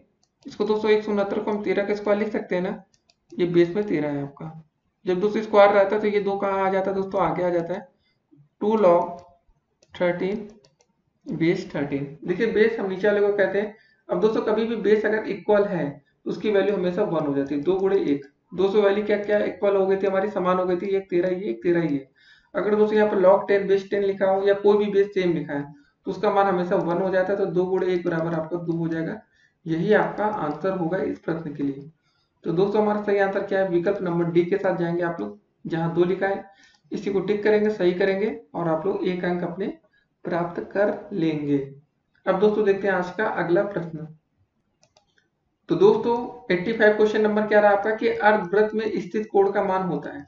देखिए दोस्तों अर्धवृत्त में बना कोण हमेशा समकोण होता है, सभी बच्चों ने बचपन से पढ़कर आए। तो दोस्तों इसका सही आंसर होगा विकल्प नंबर सी, ये बिल्कुल आपका राइट आंसर है। तो दोस्तों आज हमने देखे 85 क्वेश्चन। जी हाँ दोस्तों, 85 क्वेश्चन दोस्तों आज हमने देख लिया है। उम्मीद करते हैं दोस्तों आपको सभी प्रश्न समझ में अच्छे से आ गए होंगे। और पेपर की तैयारी के लिए दोस्तों आपके बहुविकल्पीय प्रश्न बहुत हैं, और आपके अधि लघु उत्तरीय भी यहाँ से कुछ मैनेज हो जाएंगे, लघु उत्तरीय भी मैनेज होंगे। और दोस्तों आपके लिए हमने एक अति लघु उत्तरीय और लघु उत्तरीय के अलग से वीडियो बना रखी है। इस वीडियो को देखने के बाद उस वीडियो को आपको पूरी देखनी है, तो आपको डेफिनेटली पेपर में 25 अंक आपको प्राप्त होंगे। ठीक है, अगर आप लोग चाहते हैं हमसे व्हाट्सएप पर जुड़ना तो आप लोग दोस्तों हमें मैसेज कर सकते हैं। हमारा व्हाट्सएप नंबर लिख लीजिए दोस्तों आप लोग, अगर आप तक अभी तक आप तक हमारा व्हाट्सएप नंबर ना हो, 8738079216। ये दोस्तों हमारा व्हाट्सएप नंबर है। आप लोग इस पर मैसेज करके हमसे जुड़ सकते हैं। अगर आपको कोई डाउट्स हो, कुछ भी हो, तो आप लोग हमें मैसेज करिए। देखिए दोस्तों, आप लोग के पर्सनली क्वेश्चन के मैसेज का रिप्लाई इस व्हाट्सएप से नहीं होगा। अगर आपको कोई क्वेश्चन नहीं आ रहा तो आप लोग सोचिए कि मैसेज करके रिप्लाई पा पाए, तो दोस्तों इतना आसान नहीं होता, क्योंकि हर सेमेस्टर के बच्चे, यूपी टेट, सी टेट के बच्चे हमसे जुड़े हैं। तो दोस्तों आप लोग को जो रिप्लाई होगा फिलहाल वो यूट्यूब पर ही कर दिया जाएगा। तो चलिए दोस्तों, अगर आप लोग हमारे चैनल पर नए हो तो चैनल को सब्सक्राइब कर लीजिएगा, जिससे कि आने वाली सभी वीडियो की नोटिफिकेशन आप तक मिलती रहे। वीडियो को अपने अधिक से अधिक दोस्तों ग्रुपों में शेयर करिए, और वीडियो पसंद आई तो लाइक करना ना भूलें। फिर मिलते हैं, स्टे कनेक्टेड।